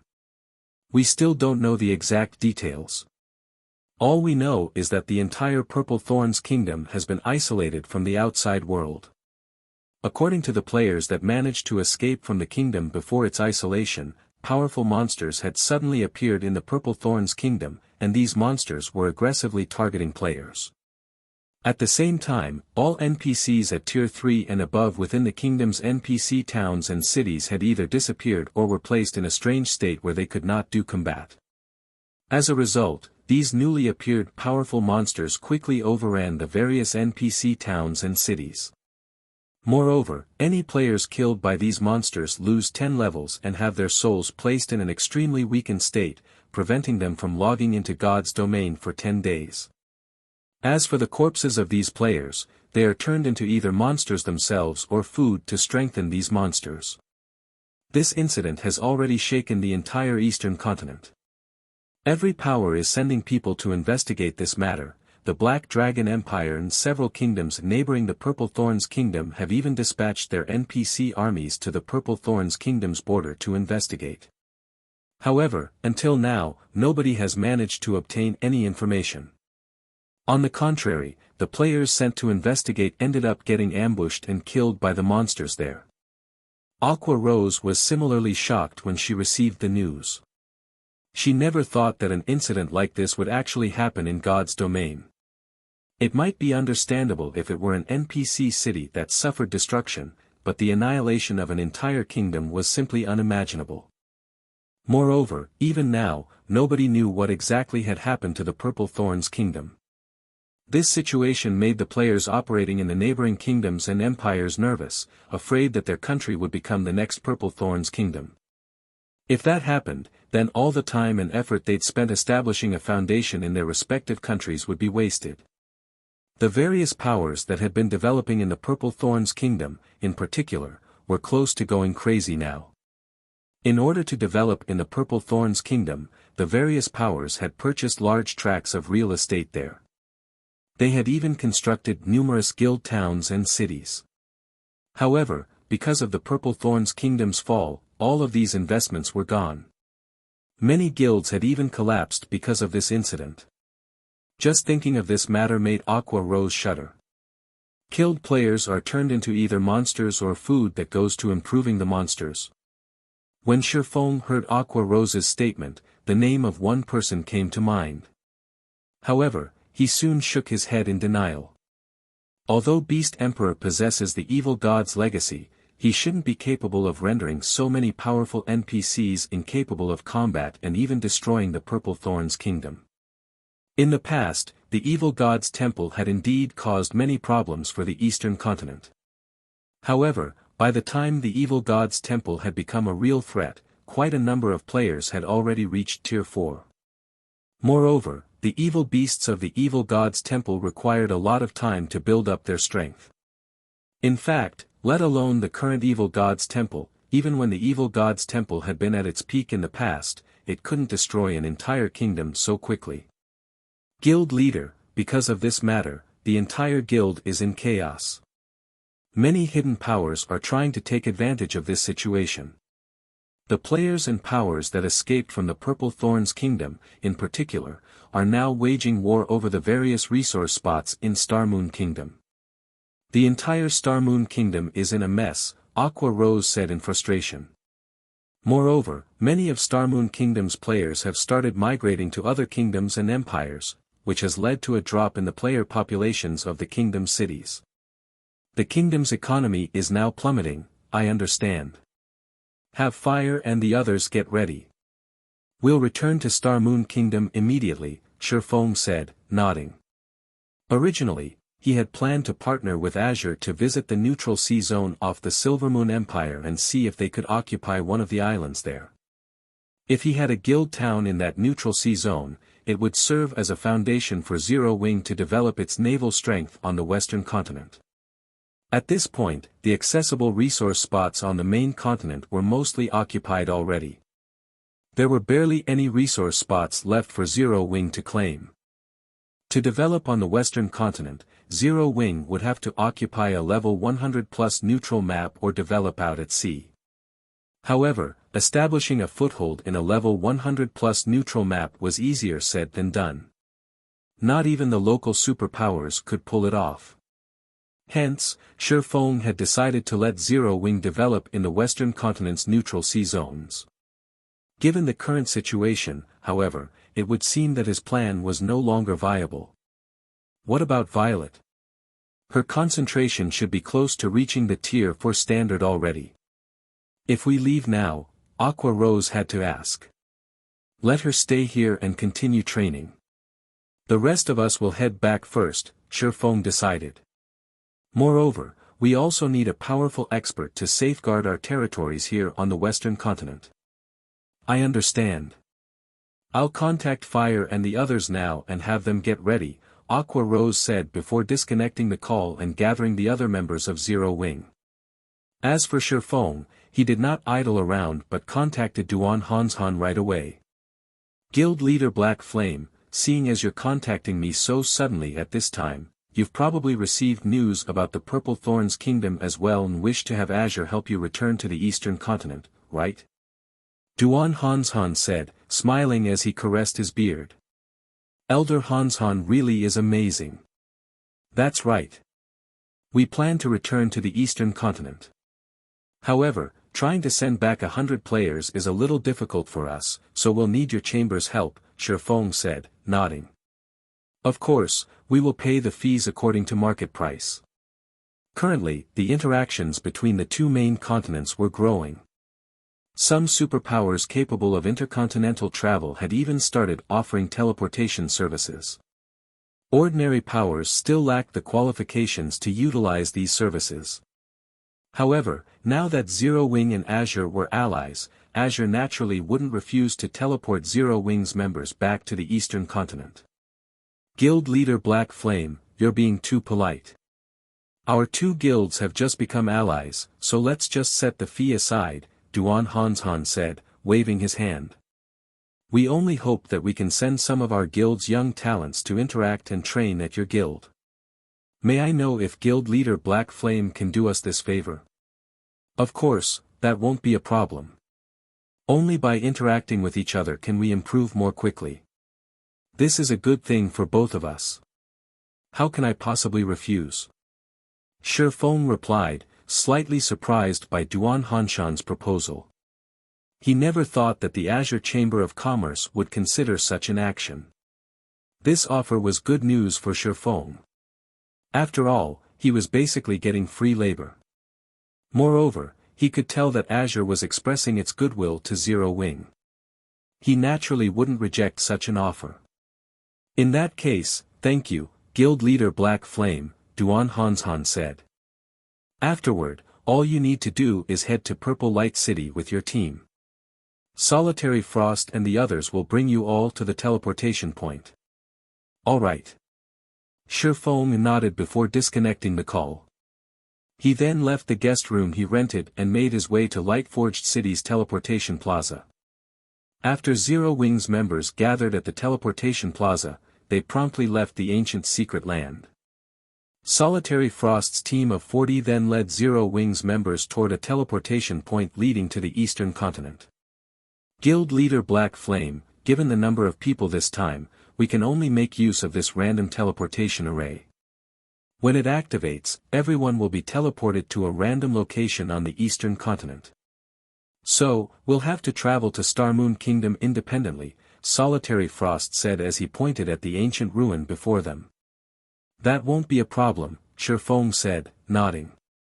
Read latest chapters at Wuxia World. EU of the teleportation arrays that allowed intercontinental travel, the ones capable of teleporting a large number of players generally did not have fixed destinations. Although this feature was somewhat troublesome, this trouble was nothing compared to the benefits one could gain from intercontinental travel. Seeing that Faux had no objections, Solitary Frost took out a key and activated the ruin's teleportation array. Immediately, a gigantic black hole appeared in the middle, rapidly depleting the ambient mana. Quick! This teleportation passage stays open for only 15 seconds. Once it disappears, we can reactivate it only after 10 days. Solitary Frost said hurriedly. After Solitary Frost's warning, Faux and the others promptly jumped into the black hole and disappeared from the ancient ruin.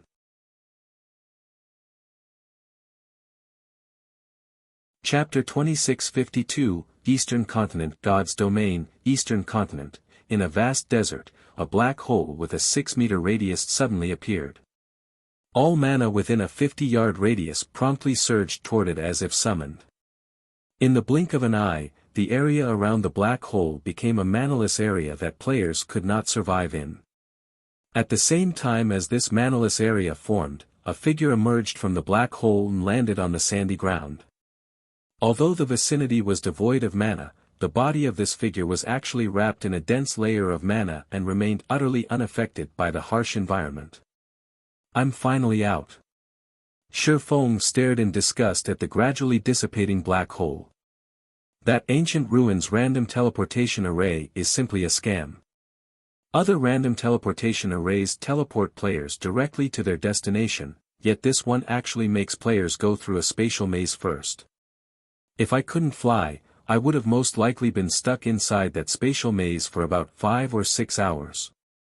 He had used random teleportation arrays in God's Domain before, but this was definitely the first time he had come across such a bizarre random teleportation array. Entering the black hole on the western continent transported him into a gigantic spatial maze, and he had to search for the exit himself. However, that still wasn't the worst part. What was worse were the many void creatures inside the maze. Fortunately, these void creatures were only around level 120, and the majority of them were at the Great Lord's standard only. Moreover, he possessed Gale Domain, which granted him the ability to fly, so he was able to easily shake off the monsters chasing after him and search for the exit quickly. After inwardly grumbling a little, Faux took out a return scroll for White River City. He wanted to take a look at White River City's condition immediately. However, when Faux unfurled the return scroll and started activating it, the sound of a system notification immediately entered his ears. System, a strange energy is sealing this area.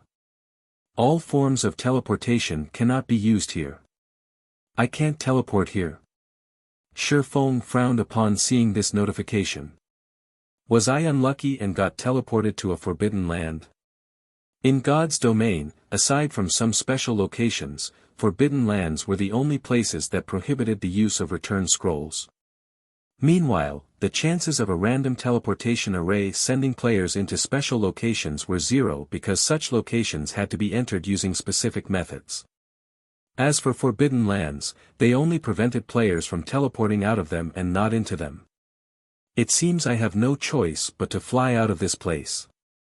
Having no better option, Faux stored his return scroll and took out the Thunder Eagle summoning flute.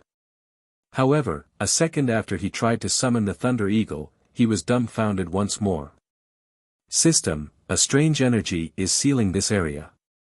Flying mounts cannot be used. What is this place? It actually prohibits the use of flying mounts. Faux was truly stunned when he saw this system notification. As far as he remembered, forbidden lands generally did not prohibit the use of flying mounts. Those that did were usually level 150 plus forbidden lands. Even with his current self, he would not dare set foot into such high-level forbidden lands. The main reason for this wasn't him lacking levels but the possibility of Tier 5 world bosses spawning in level 150 plus forbidden lands. Against a Tier 5 world boss, even a player of his caliber would be no different from an ant. While Faux was grappling with this headache, a weak ripple of mana came from far away. He turned reflexively to look at its source, but the only thing he could make out was a bunch of ant-like figures fighting in the distance. By his estimates, those figures should be more than 1,500 yards away. What's going on? Faux was stupefied by this situation. For Tier 3 players, 1,500 yards was already the very limit of their visual range. At such a great distance, unless the other side was using large-scale destruction spells influencing a radius of several hundred yards, he shouldn't be able to sense any mana fluctuations from his position. However, such spells were definitely beyond the capabilities of Tier 3 magical class players. And from what he could see, the figures in question weren't using spells of such scale and power either. Is this an effect of having Tier 4 concentration? After giving the matter some thought, Faux could think of only this explanation for this situation. This discovery astonished him. No wonder I was never able to escape Tier 4 players once I got discovered. A perception range of 1,500 yards. This perception range was already on superhuman levels. The perception range Tier 3 players possessed couldn't even come close. Previously, no magical battles had taken place in his vicinity after his concentration had reached the Tier 4 standard. Moreover, he had been in a mana-rich environment, so he didn't sense any particular changes to his perception of mana. However, now that he had arrived in a place with very thin mana, he became extraordinarily sensitive to the changes in mana. Nonetheless, Faux did not dwell on the matter. With quick steps, he made his way toward the origin of the mana fluctuations since he could sense that the cause of these mana fluctuations were players. With the system map inaccessible, he couldn't tell where he was right now. Hence, collecting information about his current location was of utmost importance. Otherwise, he wouldn't even know how he could return to Starmoon Kingdom. Meanwhile, players were undoubtedly the best source of information. A short moment later, Faux arrived on a sand dune roughly 400 yards from the battlefield. Standing on the sand dune, he had an unobstructed view of the entire battlefield. Sure enough, they're players. Currently, a 200-man team of players was fighting several dozen strange monsters while protecting a dozen or so carriages and a group of NPCs. Faux Saint Saboteur, Elemental Creature, Great Lord, Level 112 HP 120 000/120 000/000, Faux Saint Destroyer, Elemental Creature, Grand Lord, Level 114 HP 450 000/450 000/000. The bodies of these strange monsters were pure white, looking like white statues. Every one of these monsters brandished weapons and wore armor. Although they weren't very high-leveled, every one of them was using spells in combat.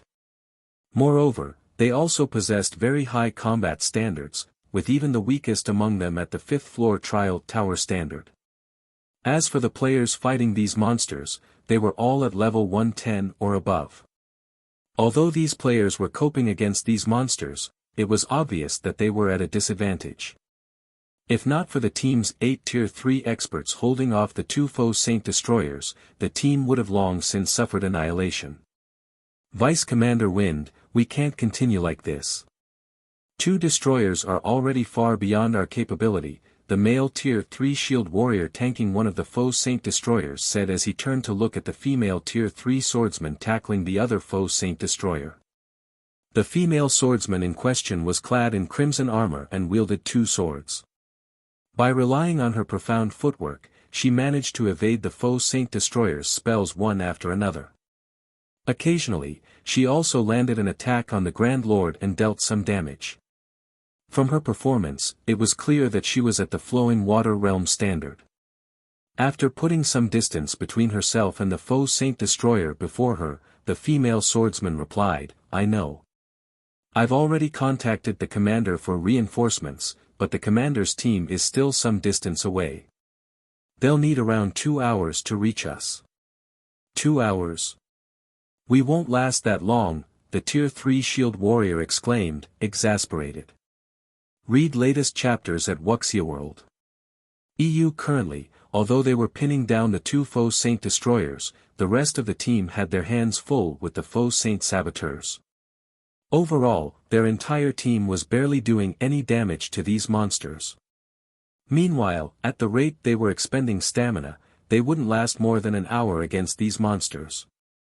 In regard to this situation, the female swordsman also could not help feeling frustrated. If it were possible, she would have given the command to escape. However, these Faux Saint monsters possessed an incredibly wide perception range. So long as players came across them, it was basically impossible to escape them.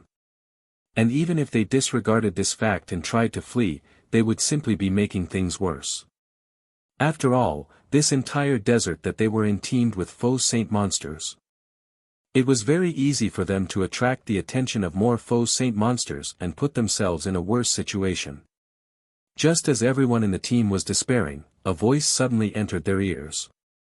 "I'll lure these two Grand Lords away. The rest of you focus on getting rid of the Great Lords."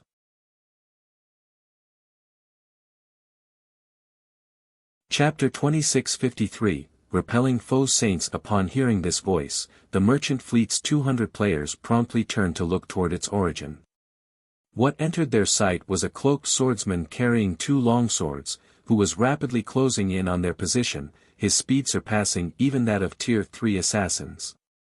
So fast. Solid Wind, the female swordsman, was surprised when she saw this swift figure. She never thought that they would actually come across other expert players in this desert. However, before anyone could react to this situation, this swordsman had already arrived before one of the two Faux Saint destroyers. Upon noticing Faux appearing before it, the destroyer promptly raised its greatsword and smashed down at him. The descending greatsword split into 3 sword lights that struck at Faux from different directions, each of the sword lights leaving a spatial tear in its wake.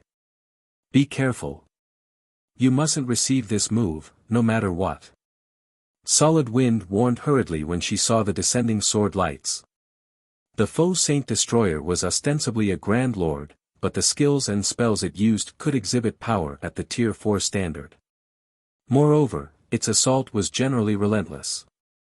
Once it started attacking, it would continue chaining attacks one after another. So long as players revealed a hole in their defense, the Faux Saint destroyer would use its strongest move to target said weakness. Meanwhile, the Faux Saint destroyer's strongest attack was something even Tier 3 peak experts had difficulty dodging. A hit from this move would instantly kill even a Tier 3 metric tons. However, when Faux went up against the Faux Saint destroyer's attack, he actually showed no intention of dodging. Instead, he unsheathed the pitch-black longsword hanging at his waist and took the initiative to meet the attack. Did he not hear Vice Commander Solid Wind's warning? The Tier 3 shield warrior who was tanking the other Faux Saint destroyer was startled when he saw Feng's actions. In regard to this situation, the other Tier 3 experts on the team also could not help shaking their heads and sighing. Even their commander, who was their adventure team's strongest expert, would not dare receive this move directly, choosing to dodge it instead, before launching a counterattack. After all, so long as one clashed with this move, holes would inevitably appear in one's defense. If that happened, even 2 or 3 healers would not be enough to keep one alive. Although everyone present wished to help Faux, the Faux Saint Destroyer's attack was simply too fast. Nobody would make it in time. Damn it! Solid Wind gnashed her teeth when she saw this scene. They had just gained the help of a Tier 3 expert. While having an extra Tier 3 expert might not change the overall situation, it would increase the team's combat power and let them survive longer. With the swordsman's help, they might even be able to hold out until their commander's team arrived. Now, however. Boom! The loud clash of metal against metal thundered. At the same time, a frightening shockwave swept into the surroundings, creating a miniature sandstorm around its epicenter. However, contrary to everyone's expectations, they did not see the swordsman's figure flying out of the sandstorm. Instead, the situation inside the sandstorm became strangely calm after the initial collision. When the sand settled, what entered everyone's eyes was the scene of Faux standing there quietly, his pitch-black longsword pushing against the Faux Saint Destroyer's silvery-white greatsword. At this moment, not only was Faux unharmed, but he was still in his original position. He blocked it. How is that possible? Everyone's eyes nearly fell out of their sockets when they saw Faux unscathed and in place. The move the Faux Saint Destroyer just used carried power at the Tier 4 standard. Even a Tier 3 metric tons would stumble several steps backward when receiving this attack with their shield. However, far from making Faux stumble, the Faux Saint Destroyer's greatsword actually failed to budge his longsword by even an inch. It was as if the destroyer's greatsword had just smashed into an impenetrable wall. The most frightening thing about all of this was that Faux had used only one hand to stop the Faux Saint Destroyer's attack. How high is his strength? After seeing this astonishing scene, Solid Wind paid closer attention to Faux. Even her commander, who was fully geared in top-tier dark gold equipment and wielded an epic weapon, would not dare receive a Faux Saint Destroyer's attack directly, yet Faux blocked the attack so casually. This was simply unbelievable. However, before anyone could react to the situation, Faux swung the abyssal blade once more and sent a perfect crescent cutting at the Faux Saint Destroyer before him. Failing to defend itself in time, the destroyer took the hit and stumbled 5 steps back. At the same time, a damage exceeding -300,000 appeared above its head. The damage from Feng's attack was more than 5 times higher than what Solid Wind and the others managed to cause. Immediately afterward, Feng sent a crescent arc flying at the other Faux Saint Destroyer. This time, though, the targeted destroyer reacted in time, interposing its greatsword. Ping! The instant the crescent arc came into contact with the greatsword, the impact lifted the targeted Faux Saint Destroyer slightly off the ground and sent it flying 5 yards back. By the time the Faux Saint Destroyer managed to stabilize its body, silence filled the entire battlefield as the 200 players guarding the merchant fleet gaped in shock at the scene that had just taken place. Strong. Feng was simply too strong. The 2 Faux Saint Destroyers alone were more than capable of annihilating their 200-man team, yet Feng had suppressed both of them with just 2 casual moves. He was absolutely inhuman. Leave these 2 Faux Saint Destroyers to me. The rest of you quickly take care of those saboteurs. Feng shouted when he saw that everyone was staring at him in a daze. Got it. Upon hearing Feng's reminder, everyone promptly snapped out of their daze and resumed fighting the Faux Saint saboteurs without hesitation. In less than an hour, because of Feng pinning down the 2 Faux Saint Destroyers, the team was able to finish off 70% of the Faux Saint saboteurs present. After seeing that the tide of the battle was turning against them, the 2 Faux Saint Destroyers actually quit the field without hesitation. As for the surviving Faux Saint saboteurs, they similarly scattered and fled as well. They're escaping. What are these monsters? Feng was surprised to see the Faux Saint monsters fleeing. He had seen monsters abandon fights before. However, those monsters would generally turn tail only when their HPs had fallen to a critical level. On the other hand, the Faux Saint monsters that fled still had most of their HP. The two Faux Saint destroyers, in particular, were basically still at full HP. Read latest chapters at Wuxia World. We don't know what exactly these Faux Saint monsters are. We only know that they came from Star Moon Kingdom's side.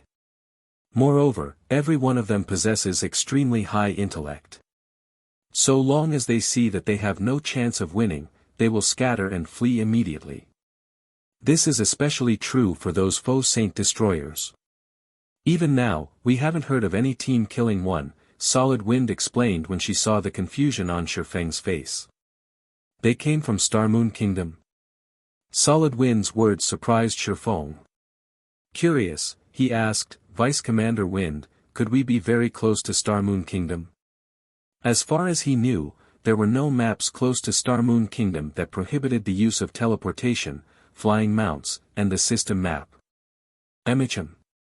Once we cross this desert area, which is in the Orc Empire, we'll arrive at Star Moon Kingdom's fallen border, Solid Wind said as she eyed Shifeng strangely. After all, this information was common knowledge already. The Orc Empire. Star Moon Kingdom's fallen border. Shifeng grew even more confused at Solid Wind's words. Wasn't it the Purple Thorns Kingdom that has fallen?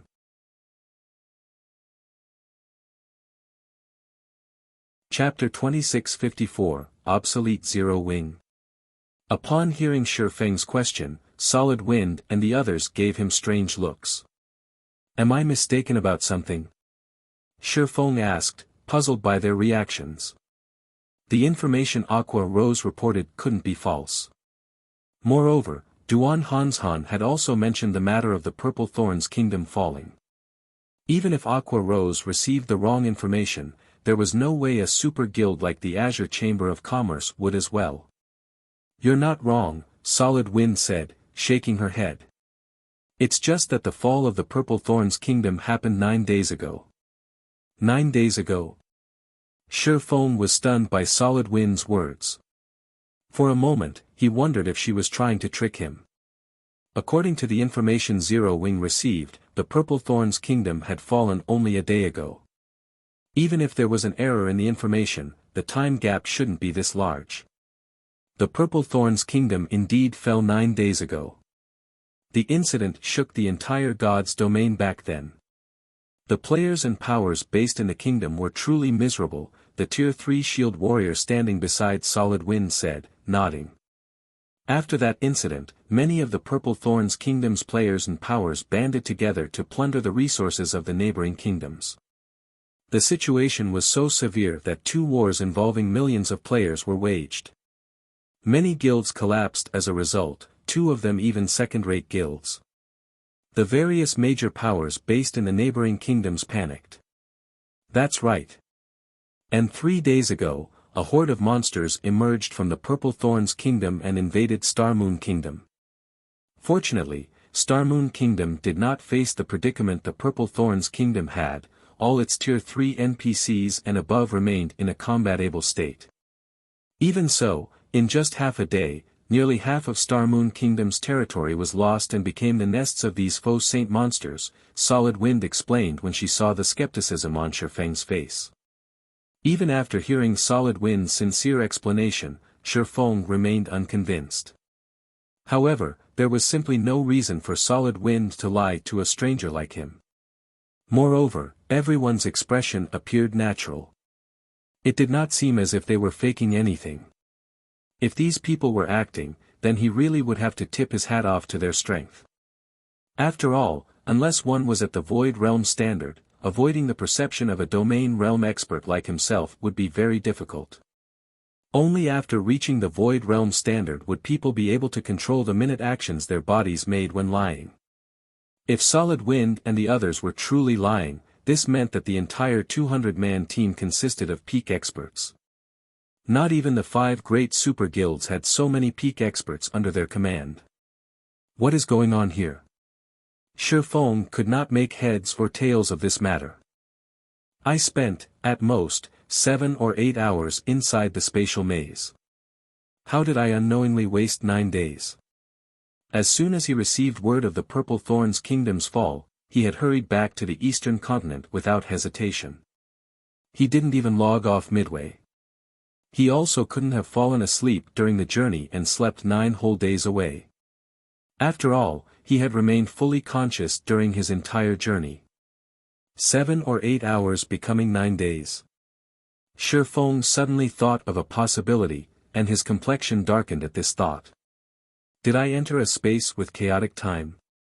Normally, one would experience 48 hours a day in God's domain. However, in certain special locations, time would flow much more quickly, and staying just half a day there would mean an entire month going by in the outside world. Moreover, during this entire month, players should not be interrupted lest they enter a coma and regain consciousness only after a long time. Fortunately, such cases rarely occurred in God's domain.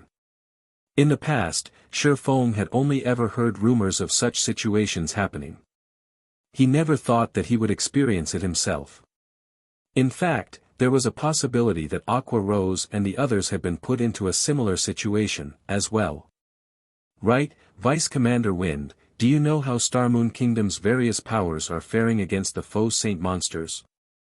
Faux asked after recollecting himself. What was done was done. The time he lost was already gone, and there was no way he could get it back. Fortunately, Starmoon Kingdom had only partially fallen.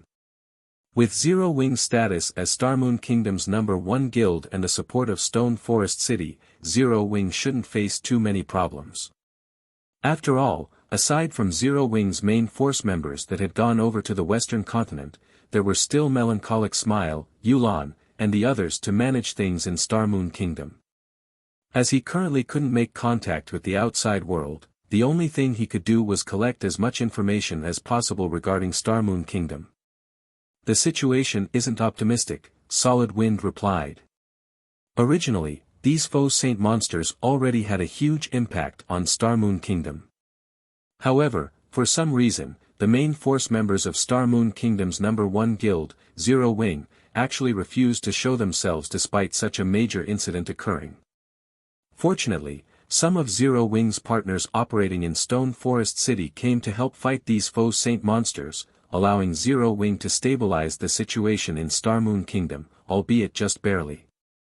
However, due to Zero Wing's passivity, a power called Saint's Hand took the opportunity to rise up in Starmoon Kingdom. Not only did Saint's Hand rapidly establish itself in the many resource spots overrun by the Faux Saint monsters, but they also established plenty of guild towns. It even managed to occupy a fortress in the Orc Empire. To put it simply, Saint's Hand has created a large safe zone where players can safely develop. At the same time, Saint's Hand is also rapidly devouring the territories of Starmoon Kingdom's second and third-rate guilds, provoking wars all over the kingdom. Moreover, the various superpowers and even the Blackwater Guild seem to be terrified of Saint's Hand. Recently, Saint's Hand even captured one of the Star Alliance's guild cities. Saint's Hand's influence in Starmoon Kingdom now exceeds Zero Wing's. I'm afraid it won't be long before Saint's Hand takes action against Zero Wing. At that time, the entire Starmoon Kingdom will be engulfed in the fires of war. After Solid Wind fell silent, everyone present could not help sighing dejectedly. They were all players of Starmoon Kingdom. They had been developing there ever since they entered God's domain. Despite the Faux Saint monsters threatening Starmoon Kingdom's continued existence, not only did the kingdom's various powers not band together to face this threat, but they had even started fighting each other with even greater ferocity. As things stood, how was Starmoon Kingdom supposed to fend off the Faux Saint monsters, which were growing increasingly stronger with each passing day? The current Faux Saint monsters were far stronger than those that first appeared in Starmoon Kingdom. Initially, the Faux Saint monsters were merely level 100 lords. Let alone tier 3 players, even a party of tier 2 experts could easily slay them. Now, however, the Faux Saint monsters had grown to the point where even the weakest among them was a great lord. Everyone estimated that it wouldn't be long before mythic-ranked Faux Saint monsters started appearing. At that point, Starmoon Kingdom would surely be doomed. Saint's Hand. This is interesting. Read latest chapters at Wuxia World. EU. Despite going through his memories of his past life, Faux could not recall any power named Saint's Hand.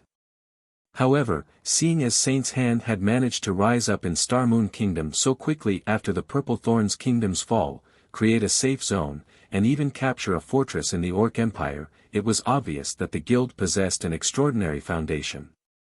Friend, we are escorting this merchant fleet to Silverwing Town. How about coming with us? Currently, Silverwing Town has a Tier 4 personal guard and many powerful combat puppets. It can be considered one of the few safe areas in the Orc Empire, as well as the Orc Empire's trade hub. Our commander is quite influential in Silverwing Town. If you wish to learn some more information about the situation, you should have an easier time doing so there, the Tier 3 Shield Warrior suggested as he looked at Faux. In that case, I'll have to trouble you, then, Faux said and thanked the Shield Warrior for the invitation. Currently, he didn't even know where exactly he was. He also didn't know the way back to Star Moon Kingdom. It would naturally be great if he could return to Silverwing Town. When the Shield Warrior heard Faux agree to his suggestion, he breathed out a sigh of relief. He then asked curiously, "Right, how should we address you, friend?" You're tuning into the Han Li's Wuxia Chronicles YouTube channel. We're so grateful for your support, and don't forget to subscribe to join us on this incredible journey through captivating stories. Your generosity through donations truly makes a world of difference, as it's the primary source of revenue that allows me to expand and enhance this channel for you. Thank you from the bottom of my heart for being a part of this adventure.